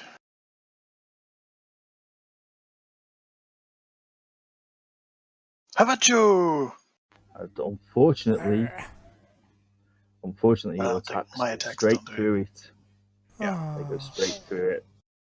Because I'm not magicked. No, it's not that. It's just it's had a full round to absorb blood, so um, it goes back to being ethereal again now. Oh. Is there any knowledge rolls anyone can make against this beastie? Well, you don't need to now because Juice has realised that when it's taken blood, it can be hit, but when it hasn't, it can't. Right. Because he's So, seen it both so times. now, so Dakin was someone has to trying to die. realise that. Yeah. Well, Someone has to die. And then we not got one shot. yeah, not necessarily die, but it's got to feed. Yeah. Look at the dog. And Valerie, you're up. Hey! So look at the dog. Growls back at you. How long do I think it's going to take to dig this hole? You can End of this probably round, drop. do you reckon? You can probably drop the arm. Sorry, how long? End of this round. You reckon Dakin one more action and it'll be dug through. Whose grave is this? You don't know. There's no name on it. Right. She needs to. If I help dig, will we get there faster? Yeah. Then that's what I'm doing, digging. Yeah, it's basically one more action that's needed, which, as things stood, would be Dakin's go. So, if you successfully dig, which is a strength roll, you'll get to the grave itself. Hey, Or does the she need coffin. to? She needs to do stuff about her powers, though, right? The powers that she's got going. Yeah. I figure you can drop the one on the dude because he's dead. Yeah. But if you have anything else running that's run out, you need to. I think Dakins is going to run out. Yeah, the smite's nearly done. So those that you want to keep going, that you have to put a point in, or they go down. Yeah, I'm going to start recasting, I think, on the few that I'm going to put back up. I've only got a few PowerPoints left. Sure, cool. Okay. Yep. You will get to the coffin. It's a plain coffin. It looks like it's made of fairly cheap wood. Tear the lid off. Is it made of wormwood, maybe? I'll have another strength roll off you at -2 because obviously it's the second action.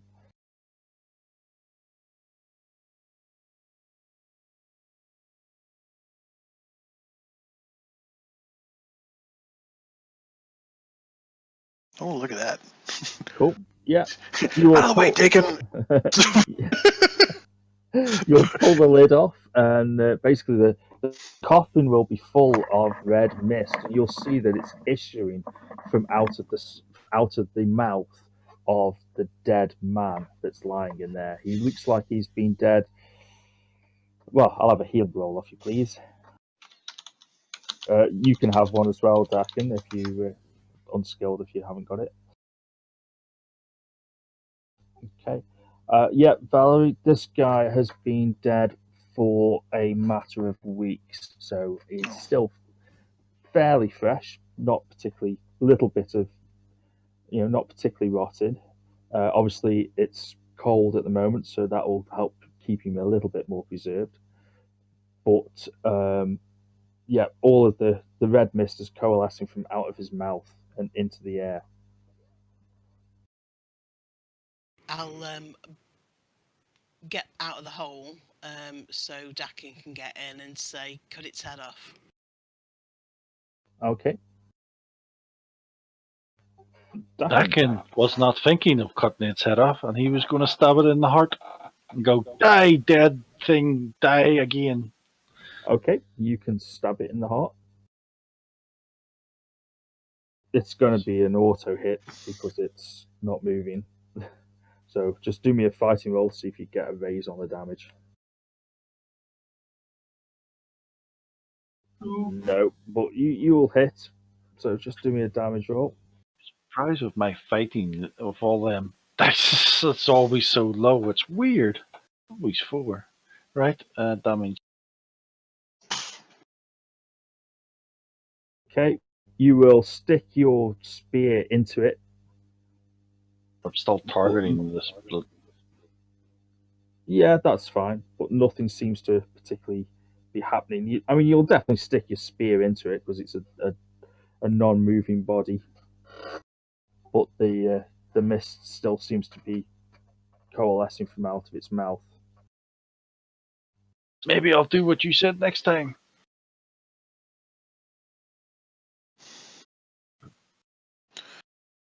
Okay. Well, I figure my axe is over here where I was shopping, so grab my axe there, pull Yep. out my other axe, and have them both out. 1, 2, 3, 4, 5, 6. And I'll flail around at it. I don't affect it though. Okay. I mean, Yeah, if you won't hit anything. okay, I'll just I'm presuming it's going to move away, and if that's the case, it's heading back. It's heading back. That's about all I can do. Okay. Valerie. Ooh, next round, Joker. Got a Joker. Oh, reshuffled the deck. That's what happened. No one got a joker this round. Yeah, and then it's asking her armor raise power on Dakin is about to expire. Is she going to maintain that? No, I'm not going to. Okay. Right. I'm going to draw my falchion and cut my arm and dribble some blood into this corpse's mouth and see whether that counts as feeding it blood, as it drinking blood. Ooh, interesting. Okay. You can do that automatically. I like that. Okay, you will.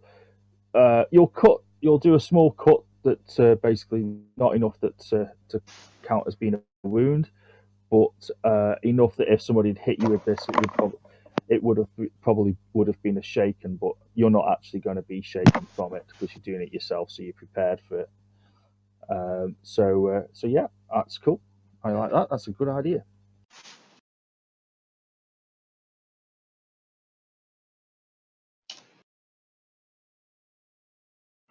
So yes, that's die.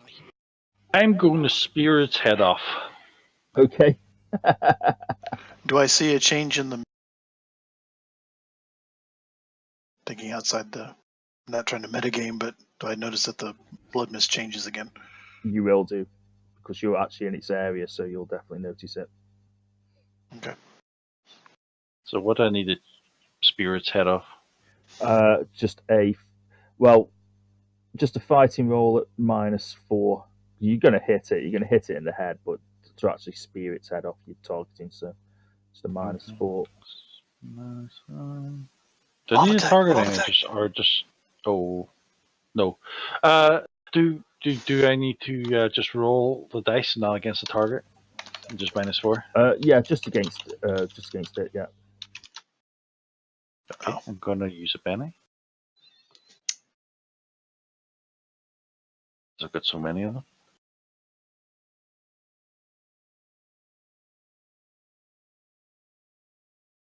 Cool. There you go. Yeah, that's good enough to be a raise. So just do a damage roll. Add in the damage raise and add 4. So it's gonna totally destroy the head. Yeah. Yep. You will spear its head off. And as you spear its head off, you can see that the mist.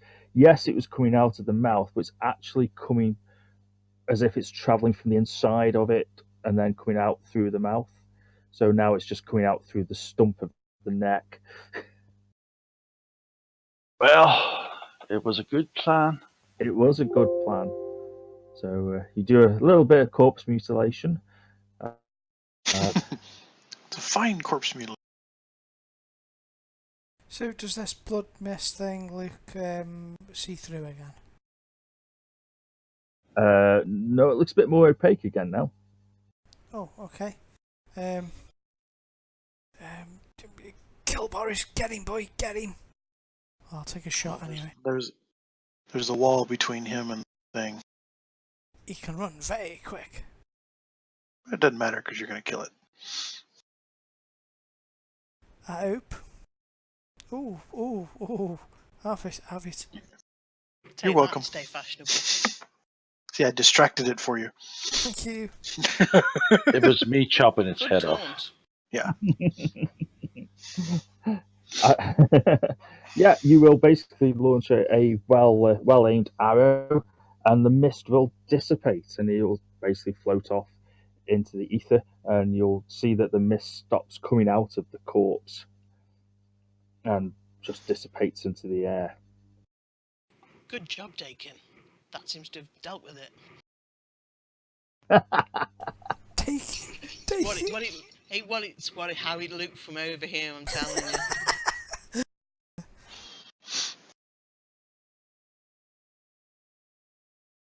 Me done. Yeah, Hey. everybody should have a couple of exp. Yep. Oh, Well done. Cool, yeah, a session. Are we doing the Allies experience thing, Aaron? What's that? It is a core rule. It basically it depends whether he's done anything, Boris. But if Boris has done anything cool, it's roll a dice on a 5 or 6. He gets an advance. Well, he's attacked Definitely it. been cool. Well, he did prove that he was better than his owner. He did, yeah. Well, that's probably just a Yeah. given. See you later. No worries. See you later. So yeah. Okay, here it comes then. Yes. What does he get? It just an advance. So Cool. I can spend it as. It's all because a lot of the edges actually stipulate wild cards, so there's a lot of edges you can't have. But I'll probably He's just not raise a actually stat wild or card, something. yeah. He should actually, Okay. with it being 5 or 6, level slower than us, really, because we'll probably get go at one every other session, whereas he'll be. Yeah. So I don't think he'll get silly.